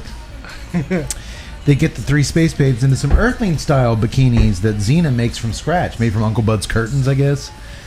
She's a designer, remember? Yes. Yeah. And it's beach time, baby. Cue the jumping around montage again. Actually, no. I guess all the extras they got that day were tired. It's a montage of just everybody laying around the beach. Just laying there. Sleeping. Well, they just shot like 3 hours of jumping around footage. I know, that's what I'm saying. The extras were tired. They show them sipping drinks, laying down, reading magazines. At one point, they show some girls packing up their towels and leaving. Like, everybody's tired. They jumped around like for hours. This is the after effects. The most boring beach montage ever. Dudes just sleeping on sandcastles. It's very low energy montage. Maybe the most low energy montage we've seen in one of these movies. And we've seen a lot of beach montages over the years. But it's really weird because it's set to the same high energy beach music. Yeah. It's like it's like a girl just Wait a minute. Have we missed my favorite song of the entire movie? I think we did. Back in the van scene and the over the shirt feeling. Well, the van scene was the sucking on Jerry's boobs.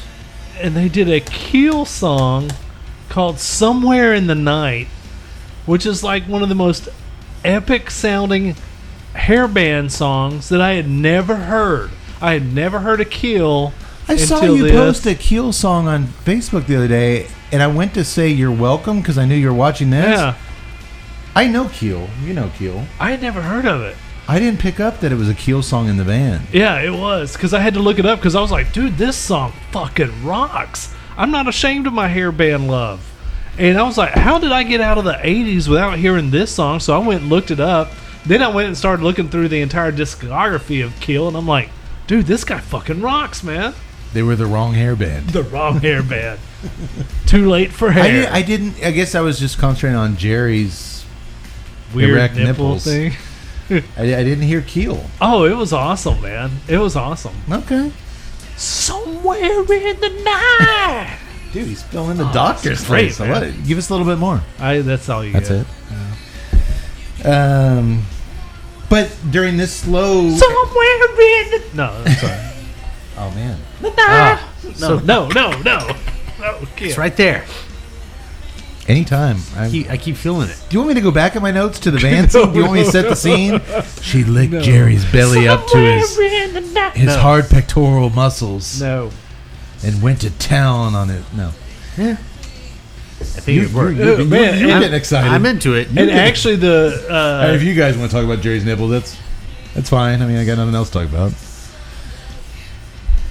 It wasn't Somewhere in the Night video, but I found another video of his that has like this weird alien pulling down a lever and then like some waitress dancing on the bar. It was pretty good.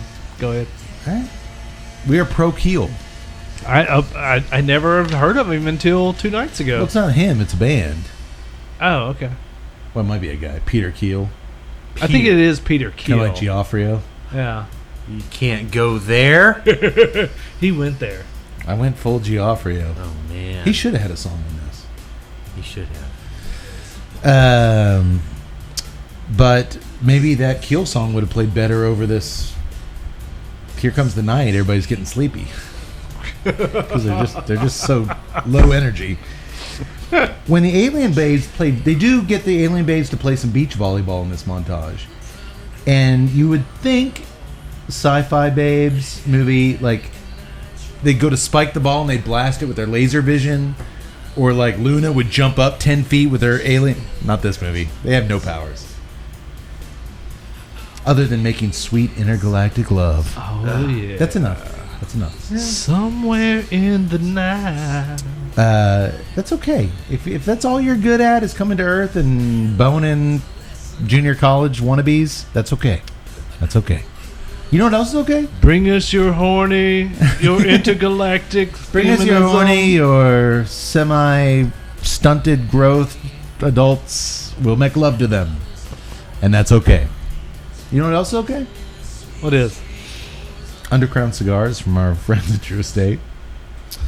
For those who work hard and play Nice. hard. Much like Jerry and Dave. Well, we don't see them working at all. But they play hard. They're playing volleyball pretty hard. Actually, they're pretty sleepy too. Yeah. But anyway, the new Underground Sun-Grown features an Ecuadorian Sumatra seed sun-grown wrapper. The binder is a Connecticut River Valley stock-cut cured sun-grown Habano, complementing a powerhouse blend of Nicaraguan premium fillers. One leaf of extensively aged Lajero from the Nueva Segovia region along the border of Honduras has been selected to enhance the strength of the blend. As I said earlier, TNCC really dug this cigar with its notes of graham cracker, subdued cedar, and milk chocolate. So head to your local cigar shop or hit up your favorite online retailer and try an Underground Sun-Grown today. Nailed it. The boys see a sign for a beach bikini contest posted on the beach offering $30,000 in winnings. $30,000? The exact amount that Uncle Bud needs to keep the beach house. You don't Wait. say. And they It's tell like the girls we have to enter this to save Uncle Bud from You like foreclosure. Uncle Bud, don't you? Now, 45 minutes into this film with like 15 minutes left, we have a plot point that kind of resembles the plot point of every one of these fucking movies we watch. But I was waiting for it. Where's this going? I am surprised that other people haven't used this idea before. They have. They have? Oh. Of course. Every single one of these movies that we watch. You've been watching the wrong titty movies. But of course, Beach Academy, Car Wash Academy, and they're all saving. Bikini Car Wash Academy. Bikini Company. Beach Bikini Car Wash Academy. Car Wash Bikini Company. Car Wash Titty Academy. I've We've seen them all, folks. By the way, Car Wash Titty Academy I thought it was very underrated. Actually, I really did. It had a lot of subplots that were dark for the time. There was a nuance there. There really was. There really was. I appreciate it. A lot of Terrence Malick-esque. They drew from all aspects of the craft. I would call it Fitzgeraldian. There was some F. Scott Fitzgeraldian script touches there. No. People touch things. Another Space Dust, please. No, I'm sorry. They have to save the beach house, damn it. Because it is just a dilapidated shack. I love this scene. Maybe Sally's right, Uncle Bud says. Maybe at age 50 I need to finally grow up and get a job and keep my house up to code. Don't do that, Uncle Bud, Dave says. You like the way your life is. Don't change. I need a nephew like Dave. I love that message. You're First an of all, aimless drifter with nothing going on in your. You're a pathetic loser. Dave, Don't change. Dave, don't get a job. You're happy. Do what you're doing. Why not? You sit Our on the- alien girlfriends can win the bikini contest and save your house. I'm just saying that if that dude's 50, first of all, he looks great at 50. Well, he's been meditating on the beach, just drinking beers and soy burgers. Then everybody needs to eat soy burgers, drink beer, and meditate on a beach if you're going to look like that at 50. Not only that, you get to hang out with like a whole bunch of like. Wait, that's We wrong. could have. You know what? We could have our alien girlfriends make bikinis, or we could simply go talk to Dr. Veg and say, "Hey, take some of your MIT contacts and use this new and improved rocket fuel we've got from space." See, the problem with this whole theory is that I would have been like, "Oh, Dr. Veg, you can reproduce that rocket fuel? Let me see it." I'm sorry, babe. He couldn't figure it out. You got to stay here with me now. You got to stay here with me now. Can't go back home. Sorry. That would have been an interesting plot twist if these guys were like, "Look, we're losers. We're never getting this." Jerry, you're on a 3-week leave from 7-Eleven. I got rejected into the Wisconsin School of fucking motorcycle repair. Oh man, I got nothing going on. These chicks are the best thing. Poughkeepsie State's not calling me. Let's just pour out this rocket fuel and just tell these girls that we're like the best this planet has to offer, and you just come stay with us. Sorry, babe. Sorry, babe. I'm kind of like the president, the supreme ruler of your planet Vasquez. Wait, no. If you're going to go with that line, you need to get the planet. You need to get the rocket fuel and get them out of here. That way, they never find out different. Or you go with them. Exactly. Tuttle's boner almost knocked over the audio recorder there again.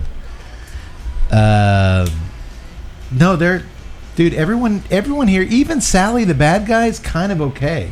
There's no real bad guys in this. It's so lighthearted, which I kind of like.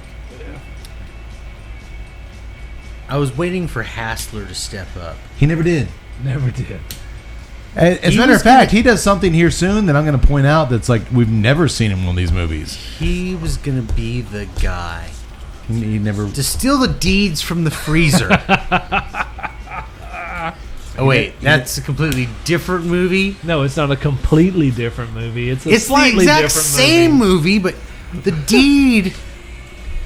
I was waiting, like, Folks, if you're confused, go to our Wet and Wild summer episode. The movies are basically the same. It's the Just Australian version of this movie. Or this is the Australian version of substitute that Australian movie. babes for alien babes, and it's the exact same movie. Well, meanwhile, over at Sally's mansion, she's welcoming Babe exchange. the wrong exchange. the wrong exchange. She's welcoming in Mr. Bunn to take a look at her bikini models. Holy Burt Ward, Batman! It's Burt Ward. This one I could. At first, I really didn't believe it. Then I did believe it because I looked and it was Burt fucking Ward. I guarantee you, folks, listening at home or watching us on YouTube, we are the only podcast who's ever featured 2 movies featuring both Leanna Quigley and Burt Ward in the same calendar year ever. Or, forget that, in their existence. Those 2 have been on screen in Robot Ninja and this, and nobody ever has Eat your heart out, But Joe Bob The Briggs. fact that I love more than anything is that Burt Take Ward that, Joe Rogan. is that he is Mr. Sunbun. His name is Mr. Sunbun. I want Joe Bob Briggs to go, you know what, guys? Excuse me, 1 second. I want that slow clap. Come on, Joe Bob. I Slow want- clap us. I want that slow Robin clap. himself is back, baby. Burt Ward, the original Robin from the 1960s Batman. We talked about him. He and Leanna were together in Robot Ninja. Now they're back here, which makes sense. David D. executive produced Robot Ninja. He had their names in the Rolodex. Who do I get to play Mr. Sunbun? I'll just spin this thing. Oh, Burt Ward. There you go. It took me a little bit to get to realize that was Burt Ward. I was like, dude, I've seen this guy. I know this guy. And then I looked it up and I was like, like you said, holy Burt Ward, Batman. It's Burt Ward. As Sally unleashes two of her most bodacious Burt Ward babes, plays Robin in the 60s Batman. Yeah. Just there might be some. I know there's some younger audiences I know. out there. They don't know. Well, I actually said that, but you were chugging the space dust. Yeah, As dust this. As Sally's dust. Did you say dust this? Does Is he throwing shade at the host? He just did, and I love it. Yeah, I kind of like it too. Yeah, I'm ahead. As Sally unleashes two of her most bodacious bikini babes on Burt Ward to influence his... He's going to be a judge in the big bikini contest, which we still don't know what it is or what, like the reason behind it. Excuse me. Do not look Mr. Bunn in the eye. Don't Do not tell tell Mr. Mr. Bunn he's a star. He knows it.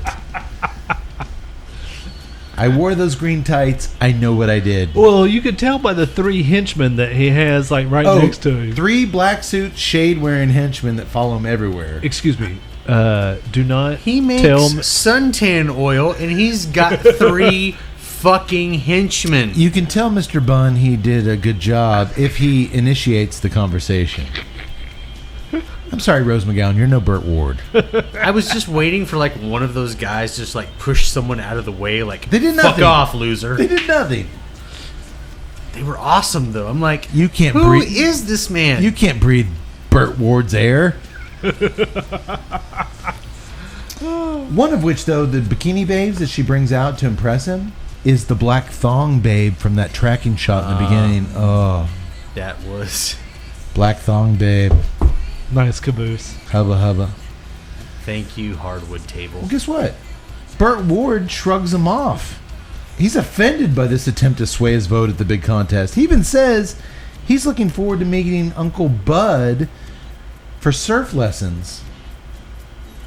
Advantage team beach babes from beyond. Am I right? And that's when they put all the pieces together. Oh, everything comes very quickly into place after this. Wait, is that why he has all those surfing trophies and surfboards around his house? As if he knew how to surf? He knew stuff in his younger years. Now he just drinks beer and eats soy burgers all day. I would have never given an idea that a guy that lives on the beach and has spent his entire life on the beach would know anything about surfing, I'm a Texas. considering he's got a gajillion surfboards. I'm a Texas homer, but I kind of regret not like growing up on a beach in a swank house and learning how to surf. Well, there was a time in high school. I know what you're saying. There was a time in high school, though, where when things got to be a little bit too heavy, I was having trouble at home, and I got accused of cheating on my SATs, and I threw my girlfriend Did you? Brenda in the That- Porsche, and I drive down to Baja and just surf. Once again, that was not you. That was 90210. You're not Dylan. I'm not Dylan. Even though Look, you I have the just wanna- sideburns, you're not Dylan. I watched my dad, who turned FBI informant, blow up in a car explosion. Still not Dylan. But it's surf. Sideburns. I had sideburns. You had sideburns. Did I? You did. Well, they were attached to a beard. Yes, but He had a drinking problem. we all have a drinking problem. Yeah, but he went to AA. Loser. Fucking. All right. So I've actually never surfed. That's all right, man. None of us have ever surfed. My parents were As that. much as we would want to. It's all right, man. My parents was that guy from Family Ties. So I know what you're talking about. Your dad was the dad from Family Ties. That's who I want my dad to be. Yeah. That's who you wanted your dad to be. I'm joking, Dad. You're great. Happy Father's Day. I met your father. He's nothing like. No, he's not. What's his name? The dad from Family Ties. From Tremors. Bert. His name was Bert too. Oh, his No, name's- Guster. His name's Bert in Tremors. But what was his name on? What was his real name? He has a name? What would we do, baby, without us? What would we do, baby, without us? And there ain't no nothing we can't love each other through. What would we do, baby, without us? Sha-da-da-da. Oh yeah. And we're done. That's it. We end Insane. episode 75. It's been good to know you folks. Dennis Miller, we are out of here. What is that fucker's name? But wait, what happens to Uncle Bud? All right, I'll finish the movie. Then we're out of here. Okay. Oh, man. What is that guy from? I don't know. It's God. Guster. No. Custer. No, Guster's from Psych. Neil something. Degrassi. He was the best dad ever in Family Ties. He was. You wanted that pacifist, just go with the flow. Oh, Mallory's bringing Nick up to her bedroom. Looks like it's going to be another night of just drinking wine and ignoring those moaning Who am sounds. I to make judgment upon this? It's just crazy. Like, go with everything, Dad. Meredith Baxter Burney was the mom. Alex? P. No, Alex Keaton. B. Keaton was the brother. Yeah. Well, that was Michael Gross. Was that it? Michael? No, I think we're spending way too much time on this one. Okay. We'll figure it out. It's going to come to us, people. Moving on. gonna Hey, come to us. if you know the Family You Ties, can't Dad, look it let up. us know. If you look it up on the internet, you failed. You have given up. You must remember it. He's a really good actor. He is. And I'm with Todd. I wish he was my dad. Actually, I wish Daniel Marshall was my dad. And if not Daniel Marshall, I'll go with the dad from Family Ties. While Dr. Veg is working on his space fuel and apparently tasting it to get the girls back home, the girls themselves are working on creating their swimsuits for the big competition. Oh yeah. Sally shows up and kidnaps Xena, thinking she's Bud's new girlfriend. She still has feelings for him. Jealous rage. And the Sally's- wrong woman. Not only does she steal Xena, she steals her hot, fresh new bikini designs and puts them on her models. Not That bitch. cool. Not cool, Sally. That bitch. Damn her. Damn her to hell. Well, she's so out of control that even Hassler quits his job as her henchman. How? Sally, I'm not a kidnapper. I don't do this kind of stuff. That's I'm out- weird Your name because is Hassler. I'm out of here. We've never seen this. As many of these movies have we watched? No. We've never seen a henchman quit over moral dilemmas. not to doesn't mention, happen. I saw that face you made in the dream sequence when you were like Getting scuzzing with oiled the up and yeah. How are you You're against disgusting. anything? How are you against anything? Oh wait, scratch that. Next scene, he's back on board. He's still there. Well, the pay's nice. With Xena tied up down in the living room, he and Sally toast with champagne at dinner upstairs. Hassler says, "To money, to power, to passion, to lust." To which Sally raises her glass to therapy. I've made that toast a million times. That's believable. We relate to Sally. To therapy. Yes, to therapy. To therapy. More therapy, please. That silence you just heard on the podcast was us crying into our space beers. Don't look at me right now. Therapy's a good thing. I fully endorse it. Look how good it's done for me. I'm still here with you assholes. No, I recognize What are you talking about? Your therapist pays me to be here. Does she pay you? Wait, we get paid? Oh, no. What we do, baby, without us. Boobs. By the way, we did research it on our last break. The dad from Family Ties is indeed Michael Gross. I was right. Bert Gummer. Gummer. And you were sort of right with his last name. But we all agreed that Kevin Bacon was the star of that movie, and whoever passed on the Tremors TV show where he actually reprised his role is an idiot. Now, that I will agree with you on. That was his Jack Burton classic role. And All right, whoever doesn't... hang on. Do you think the TV series actually got Burt Gummer Ward in on it? That I don't know. Because he's been in every fucking He's been in all Tremors, 18 movies. Tremors movies. Yeah.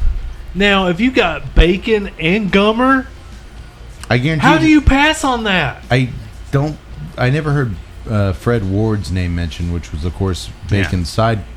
I call him Bacon's sidekick. They were they were equals in that movie. Almost in the original, it was that. It was Bacon and Fred Ward's movie. Well, yeah, but I mean, No, it was that other dude. Fred Ward was... That's Gummer? No, Fred Ward was Bacon's... Oh, okay. Ward It was no. there. Yeah, it was there. Michael It was there. Gross was Burt Gummer. Yeah. Michael Gross and Reba were the survivalists. Yeah, Gross was the one that Oh my kind of God! stole If the TV show had Gross, Reba, and Fred Ward, or at and least just Gross and Kevin Bacon. Just those two guys. How do you pass that up? with a career like Kevin Bacon has had, They just released Tremors 19. with a career like Kevin Bacon has had, to me that is still his quintessential. Fuck Footloose. Fuck. I mean, the guy. He's done everything. He's done everything. Tremors was just that guy embracing the crazy and having fun. Yes. And I've always said it. You guys said I was right. That was his Kurt Russell, Jack Burton. Yeah. That was his cowboy hat wearing.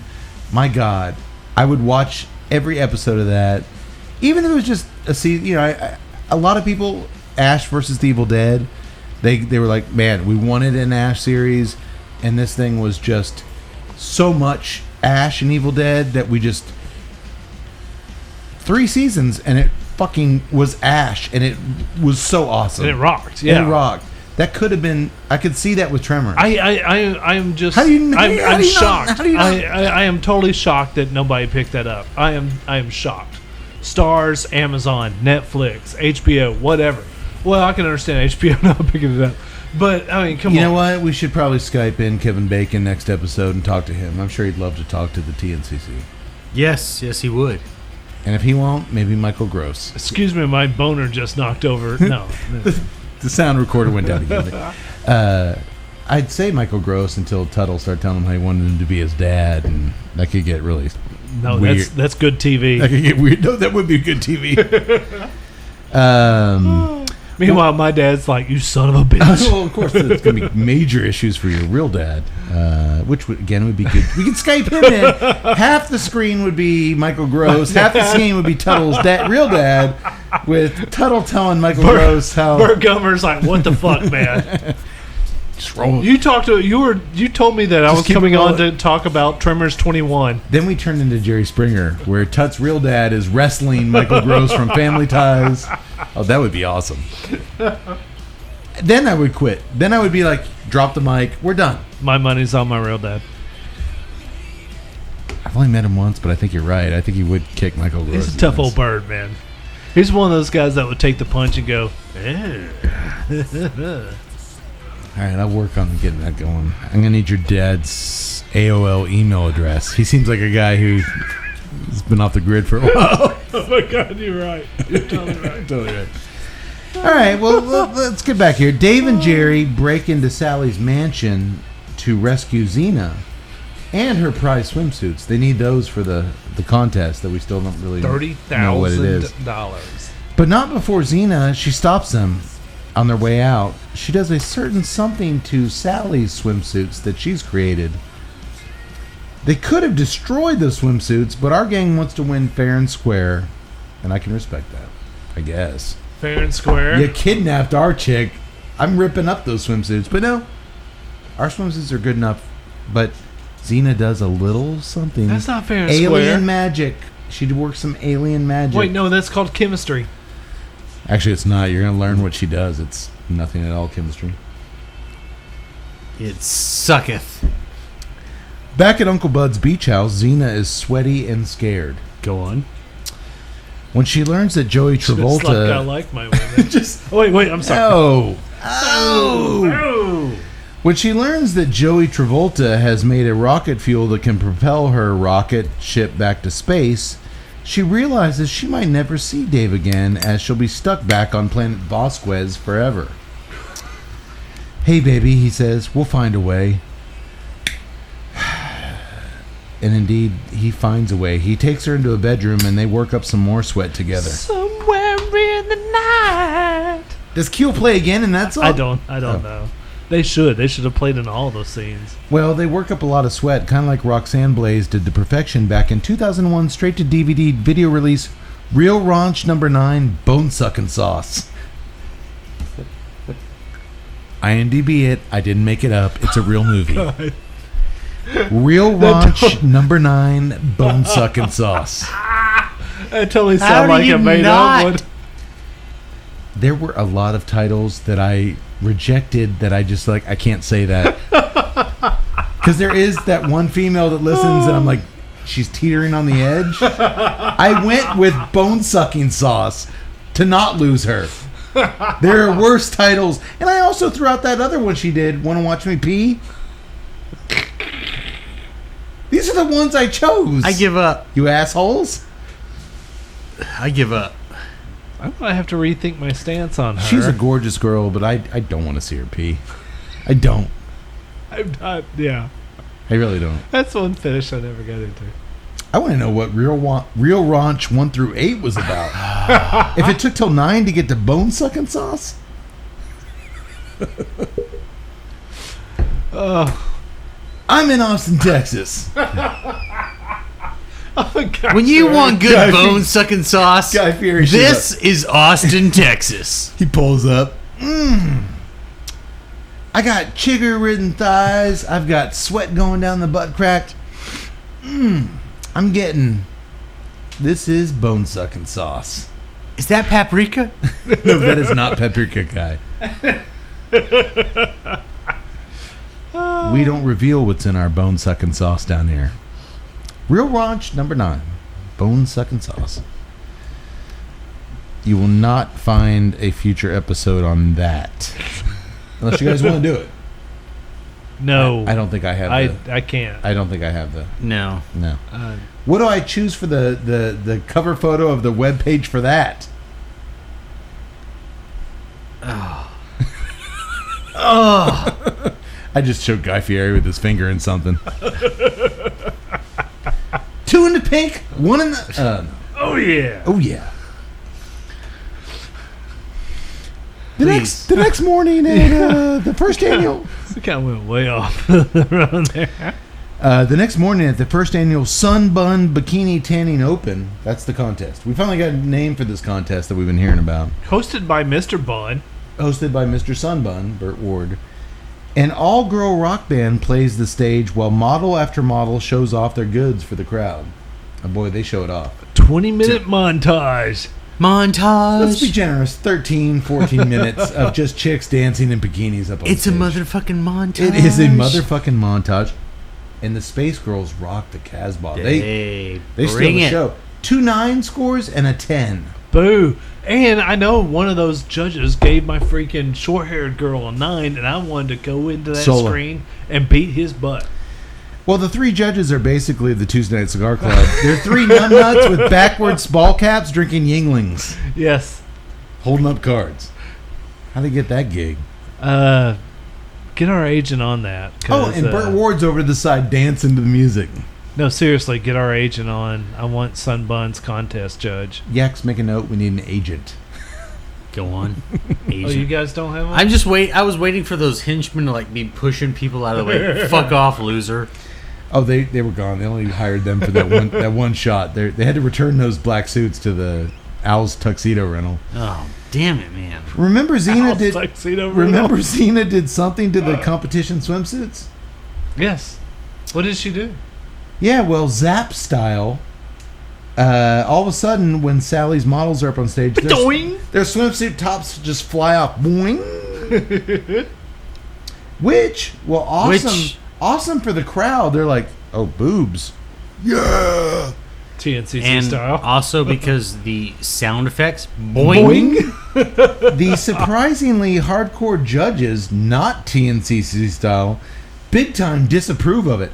No, the competition is for the most supportive bikinis. No. Y'all didn't support anything. At first, they held up all 10s, and then they had to retract the decision. When the bikinis flew off, they turned those 10s Those into bikinis held up nothing. We cared about the bikinis, not your boobs. We would have given them 10s. Yeah. Which would have been the end of the movie, and like Uncle Bud would have got evicted. It would have been horrible. We would. Shame on us. So Xena's team wins. Their swimsuits stayed on, and they get the $30,000 check. Yes, good guys win. Yay. The way it's supposed to be. Xena thanks all the people of Planet Zircon for making this victory possible. What the fuck is Planet Zircon? At least it's Wait, space appropriate. isn't Zircon like the planet that the evil people from Voltron come from? I'm just saying she thanks Zircon. That's not her planet, Vasquez. It's not this. What Zircon is like.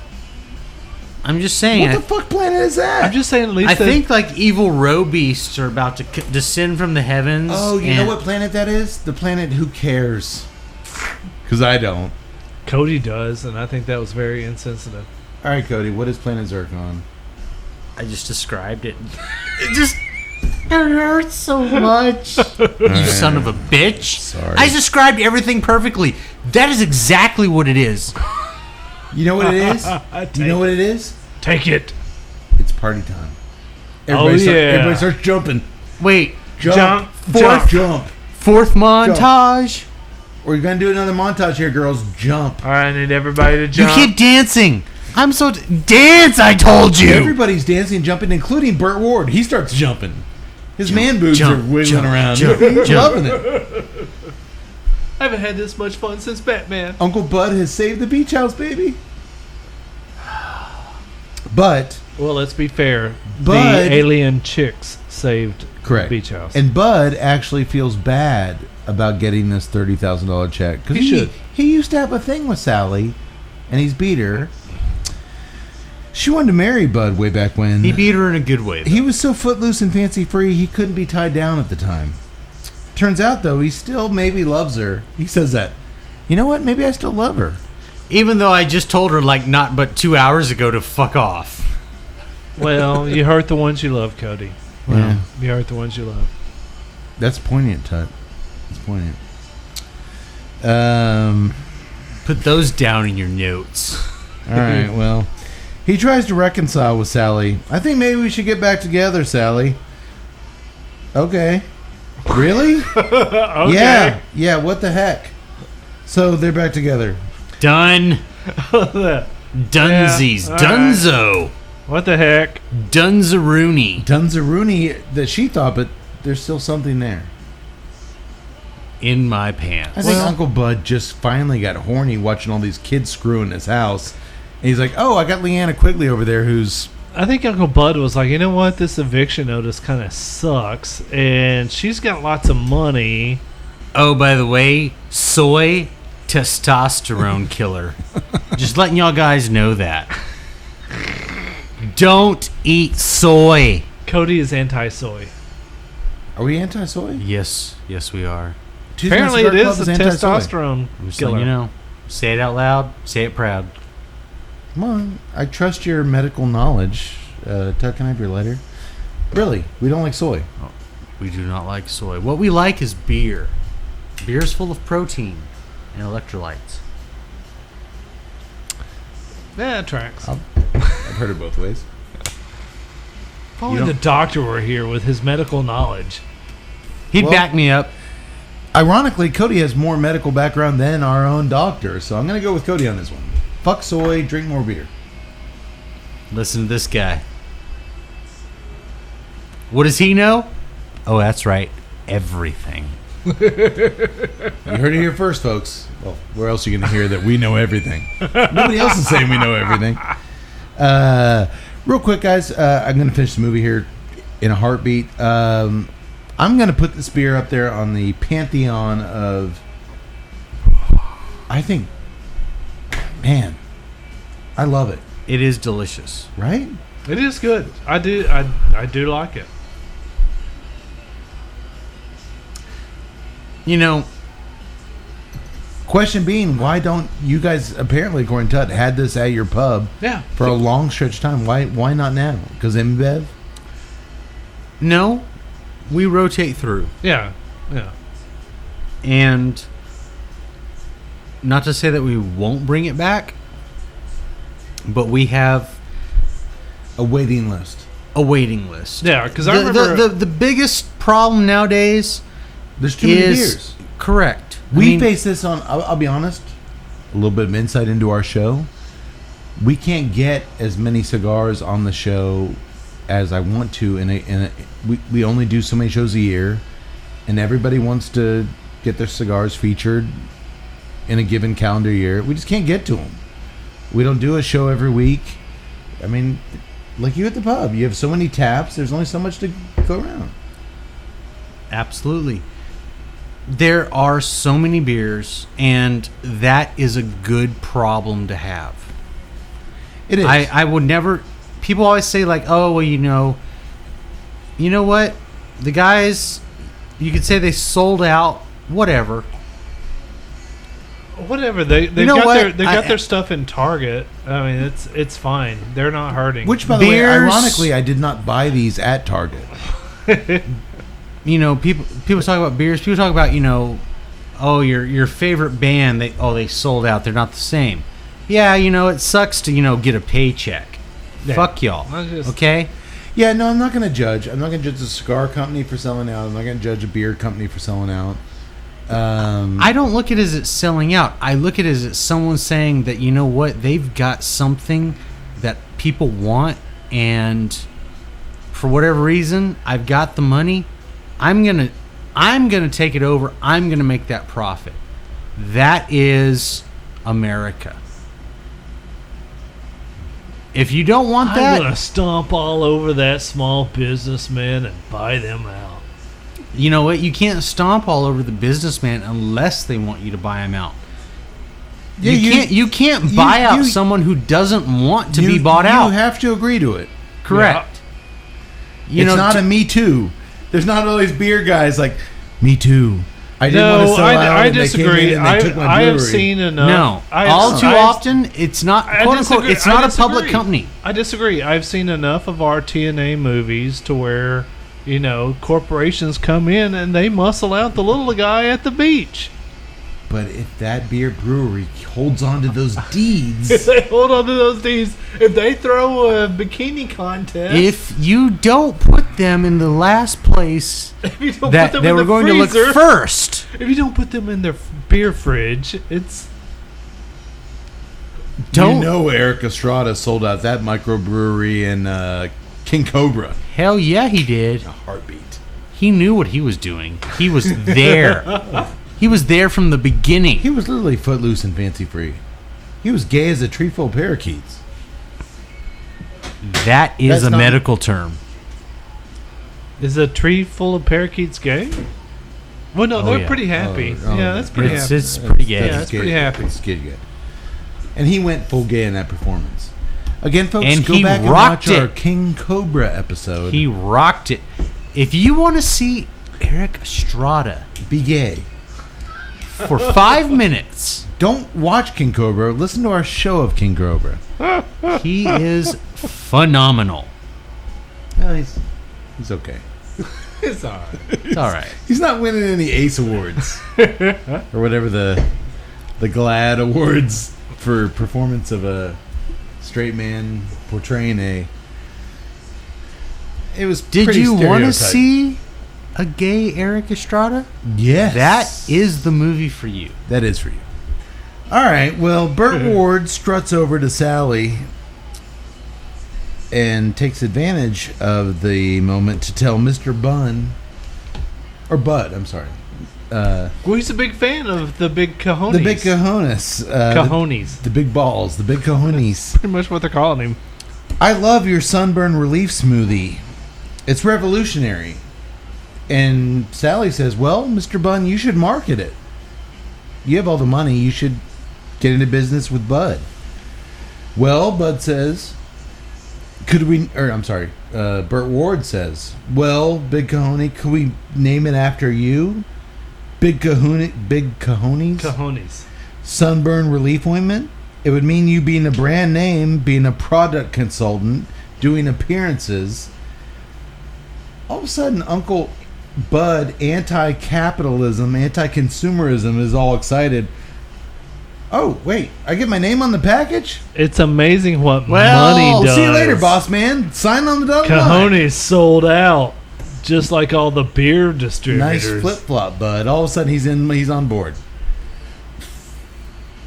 Once again, But like, didn't I'm going we to say go we- with my didn't we say yay we- capitalism. Didn't we say we were okay with it? Yes, we are. Yeah, we're cool with that. I mean, obviously, he's not going to be making it in his kitchen with all that shit for No. thousands So of you'll people. be doing the blender All of a sudden, there'll be a 24/7. factory with 1 million blenders. and- Oh wait, you mean I have to learn how to scale? Oh, this sucks. Scaling? No, the no, business no. sucks. We have factories in foreign countries that will Here's make the your thing, product. Bud. Yeah, but the thing is that instead of getting drunk and just throwing shit in a blender, now he actually has to write down the proportions. Yes, He's so gotta illegal make it a immigrants, process. who have come over from Mexico can work sweatshop hours and make What? Why are Uncle they- Bud's big Dr. cojones. Huxtable How do you know they're suntan from- screen. How do you know they're from Mexico? You don't know They where could they're be- from. no, they could be- from anywhere. That's true. They could be from El Salvador, You're right. They could be from Colombia, Sweden. They could be from Sweden and England and Scotland and all those No, those sweatshop workers. we those bring. those aren't illegal. It's only if you come from South America that you're illegal. Oh, the shithole countries. Yeah. You got to be a shithole before it's illegal. Damn. Wait, Yeah. what? I don't know about this. All of a sudden, Uncle Bud's gonna be ruling over a sweatshop full of fucking Mexicans, making his fucking roofie sunburn serum, and Man, I used to like Uncle Bud, and now I'm just kind of like, he's fuck sold Uncle out. Bud. Because you know Burt Ward's bringing in fucking illegals, and Burt Ward's gonna also be putting money into the Republican things to satisfy his corporate base. It's gonna be a big mess. Guarantee you, it's gonna be a big mess. Oh, but Burt Ward. Wait, hold up, because But he's Mr. Sunbun. Hold up, because he's from California, so he's going to be backed by the Soros Foundation. He's going to be backed by the liberal wing of it. So the liberal corporations are going to be throwing the money into that. Yeah, which Soros funded the Germans in Nazi Germany, even though he was rescued from Nazi Germany. I'm sorry, I get all my information from Roseanne. Well, that solves so many problems. I don't care. I still like Dan. That show needs to be buried 6 feet No, it under. was. As soon as she went out with that tweet. No, but they don't need to reinvent it and redo it. They need to just bury that shit. She came out today. Did you hear that shit? When I said that the chick looked like Planet of the Apes, it was anti-Semitism. I meant it because Planet of the Apes was anti-Semitism, and it was about her dealing I'm with sorry, Iran. Roseanne. You thought your shit didn't stink. You thought you could get away with everything. Say you're and sorry. Come on. And go in the corner. Go back, sing the national anthem, grab your crotch, and everybody Say you're might sorry. like it. Go in timeout like a child, and just live with it. Racist. 5 years, you can come back like Mel Gibson. It's fine. Crazy's crazy. Yeah. Mel never called black people apes. Sugar tits. Sugar tits is different than calling an No, he entire went race. anti-Semitism. He No, did but go. sugar tits and anti-Semitism is a little bit different than calling an entire species less than human. No, going against the Jews is kind of in the same ballpark. He never said they were less than human. Comparing a race to subhuman is kind of a... Well, if you actually done. you actually look at the Planet of the Apes, they were very smart apes. I'm done in the public eye. I'm done. That is the drop mic moment of, you know what? How do I just ruin Somewhere I think Kramer's going, oh, that was bad. That was bad. You shouldn't have done. No. Dude, the minute you drop that, you're done. Fuck Roseanne. Get the hell out of here. All right. Well, I've always been kind of fuck Roseanne, so yeah, couldn't happen to a nicer person. Couldn't happen to a bigger bitch. All right. Amen. We're anti-Roseanne. Yes. Not going to fight you. Done. Done. It's the quickest we've ever agreed to And- banning. Hey, we're banning Roseanne from the podcast. Oh, that solves so many problems. Well, she was in Freddy's Dead, that horrible. And that memory. raises so many problems. Was We she are- in Ladybugs with? No, she was not. Okay. We can still do Ladybugs with Ryan Dangerfield. Yes, What's we that? can. Roseanne wants to come on the podcast? Yes. Sure. No. TNCC sells out. If we can get half Hey. the screen Michael Gross from If Family she Ties, pays the bills. half the screen Roseanne. He was like the ultimate pacifist, loving guy from the 80s. She's just turned into a monster. Was she ever not one? Oh, I think she probably always was. Boom. She always was. You don't call black people apes, and they're like, that's a spur of the moment thing. She's a monster. Fuck Roseanne. All right. The Beach Babes from Beyond get their batch of rocket fuel from Joey Travolta and blast off back to Planet Vasquez, promising to call their beach boyfriends sometime down the road. And that is a sentence I never thought I would write. If you told me a year ago I'd read a sentence about beach babes from outer space getting rocket fuel from Joey Travolta and promising to call their human boyfriends on a Radio Shack telephone, Lies, and I tell you were crazy. You know, there was a time where we would do, cinematic endeavors like Nomad. Once Upon a and Time in all this Mexico. stuff. And I was just kind of like, no, I saw this in our cards. I really did. This is who we are. This is who you are. You can't deny it. Yeah, we did do serious movies. We did. Do we? We did Once What's the last- Upon a Time in the West. That was episode 3. That was like 3 years ago? We did 3 years ago? That was forever ago. we've done some real movies. We have done real movies. Have we? Every movie we do is a real movie. Correct. And we give it the justice. Eh, All right, that's superfluous. We give it its due. We talk about it. Absolutely. Every movie, if you can finish a movie, it deserves to be talked about. And we talk about a lot of movies that nobody else will ever talk about. Fair enough? I think a neighbor of mine who's a big movie buff, and he came over and he was like, "Hey, what are you doing on the podcast?" And I was like, "Oh, we're doing Death Wish." And he was like, "Oh, really? I love Death Wish. Yeah, the first Charles Bronson, and then you got the remake. By the way, go read the doctor's review of Death Wish, the remake with Bruce Willis." I was like, "Oh, you like Death Wish, the original? Yeah, we're doing Death Wish 3. Why would we do 1 and 2? They were pretty good movies. That's us. We do 3. Because everybody else is doing Death Wish 1 and 2. We do 3 because why not? Which is the best Death Wish movie. It, It kind of really is. is. It actually is. All right, boys. That is the end. Joey Travolta gets the Space Babes back up into space, and the movie ends. Swayze. Done. Do you think they're ever actually going to Estevez. call Dave and Jerry? no. No. She's going to go back to Gonad.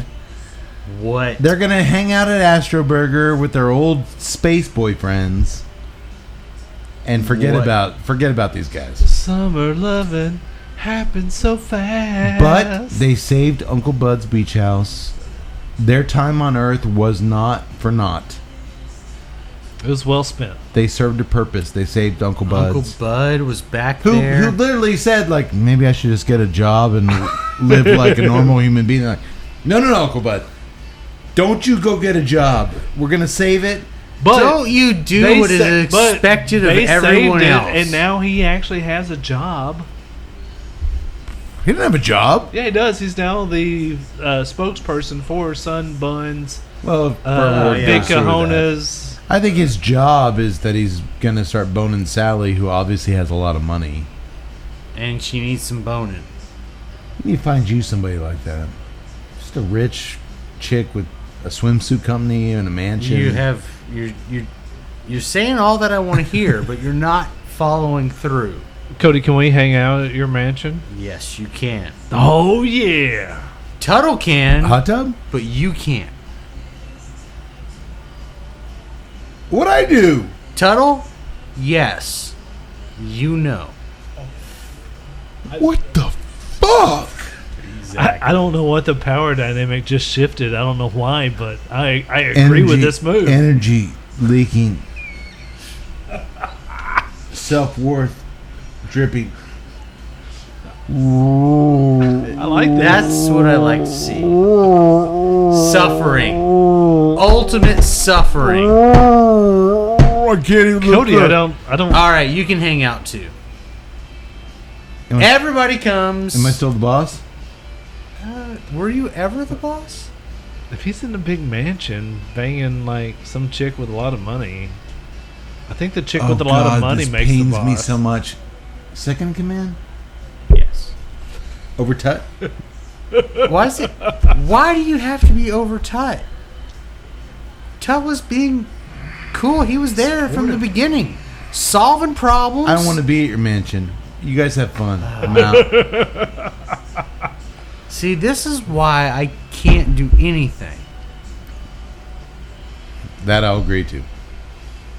But I'm highly disappointed in you. On that note, Yeah, fuck the Wings Liberty.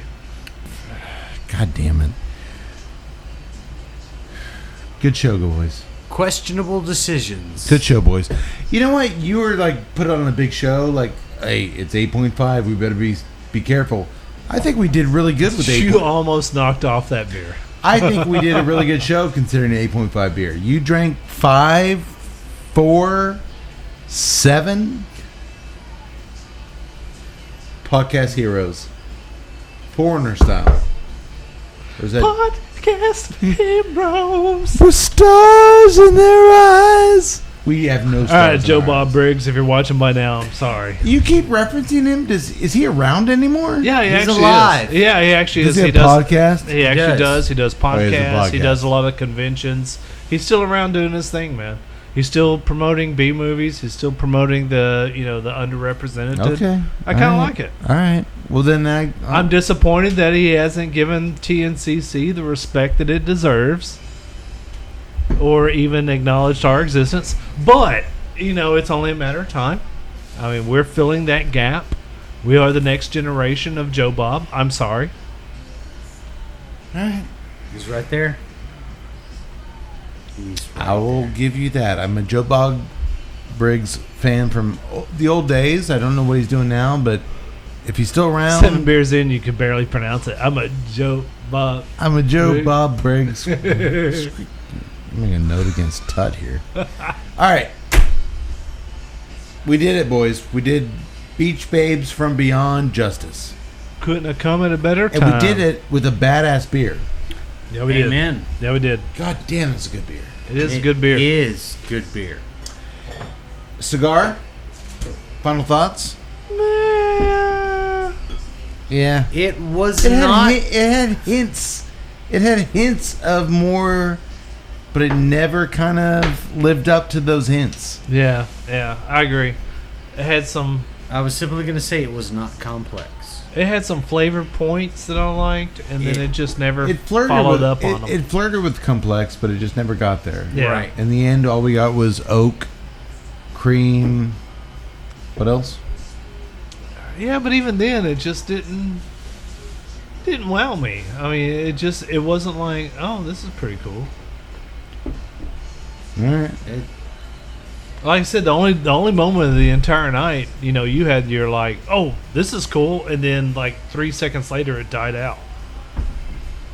And I did not fake that. It was a real moment. You know who did fake it? Roxanne Blaze in Super Shot 69. She faked. Watch me Coming fake to it. Center stage, Probably Roxanne Blaze. Center stage to the front, Roxanne Blaze. All right.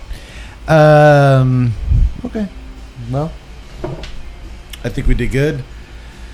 I think my status as a beer guzzling badass is secured. We got 8 of these I'll say that. bad boys. Absolutely. What was Mystery of the Deep from Barrow? 10%? Oh, No. God, no. No, I thought it was like 13. No, Oh. it was not nearly that high. 9? maybe? Yeah. It And I was remember 6. at the end of the episode, Tut looked over at me and was like, how are you still alive? You did drink 10 of them. There's 8 of these bad boys here. Yeah, whatever. I couldn't do it. Kind of a badass. Kind of. It's kind of like Evil Knievel. Once you jump Snake Canyon, why don't you jump the Grand Canyon? All too true. I Why know, haven't you I drunk- know I made a mistake. Why haven't Now you you're gonna jumped be the like, Grand Canyon, Oh, Kate? are you What have saying you been I'm like doing? Evil Knievel?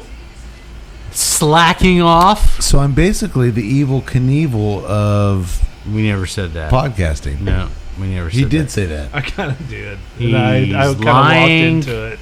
He said it. He said it. It's on record. He said He's a it. filthy liar. Well, as the evil Knievel of podcasting, I'm going to take the reins of my cycle here. Ah, And I'm going to say, you know what, Tut? That's cute. Your little 4 beers over there and your 5 beers over here. You guys tried. You guys did your best. that would be. I need a American flag vest over an American flag jumpsuit and an American flag helmet because that's what I'm all about. America, baby. I'm making America great again. That was every what you fucking found out goblet about 5 minutes ago. Every goblet I drink makes America just a little bit greater. That I believe. That I believe. I agree with that too. Boys, we did it. We made Beach Bays from Beyond something.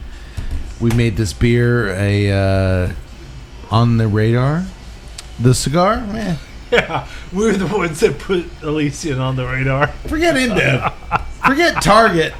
We put Elysian Space Dust IPA on the radar. Their marketing director is like, "Fuck yeah, we made it." How do we get to erase these guys? Maybe they'll offer us money to go away. No, they won't. Yeah, well, that might be true. I get an email from InBev. Can you guys just not do that episode and we'll give you guys like All those pictures that you take, can you take it down? a couple grand? Yeah, sure. Okay. Yeah, whatever. Okay. Much like Uncle Bud. Yeah, sure. Tell Uncle Bud. Yeah, okay. Sure. Just this one time. Yeah. Can I still give you guys some of my special smoothie tonight? Yeah. Sure. Absolutely. Yeah. Because I'm going to need you to take care of my chigger bites. No. No. That's not going to happen. All right. Just this one time. Flip flop. I love it. All right, boys. We'll see you soon. Yes. We're going to be doing an episode very soon, and then we'll... It's going to be crazy because we've got Drew Estate Barn Smoker, Pennsylvania coming up. We've got the IPCPR event in Las Vegas we're doing. Yeah. So, yeah, it's going to be a little bit crazy month, but it's going to be fun. let's still try to do this whenever we can, because Absolutely. honestly, I get the warm feelings from whenever we just watch a bad movie and just sit in here and soak it in. Can I say this? Without judgment from you. Too late. Damn it. The Wings of Liberty? Oh. Go on. May the Wings of Liberty never lose a feather. Sayonara, motherfuckers.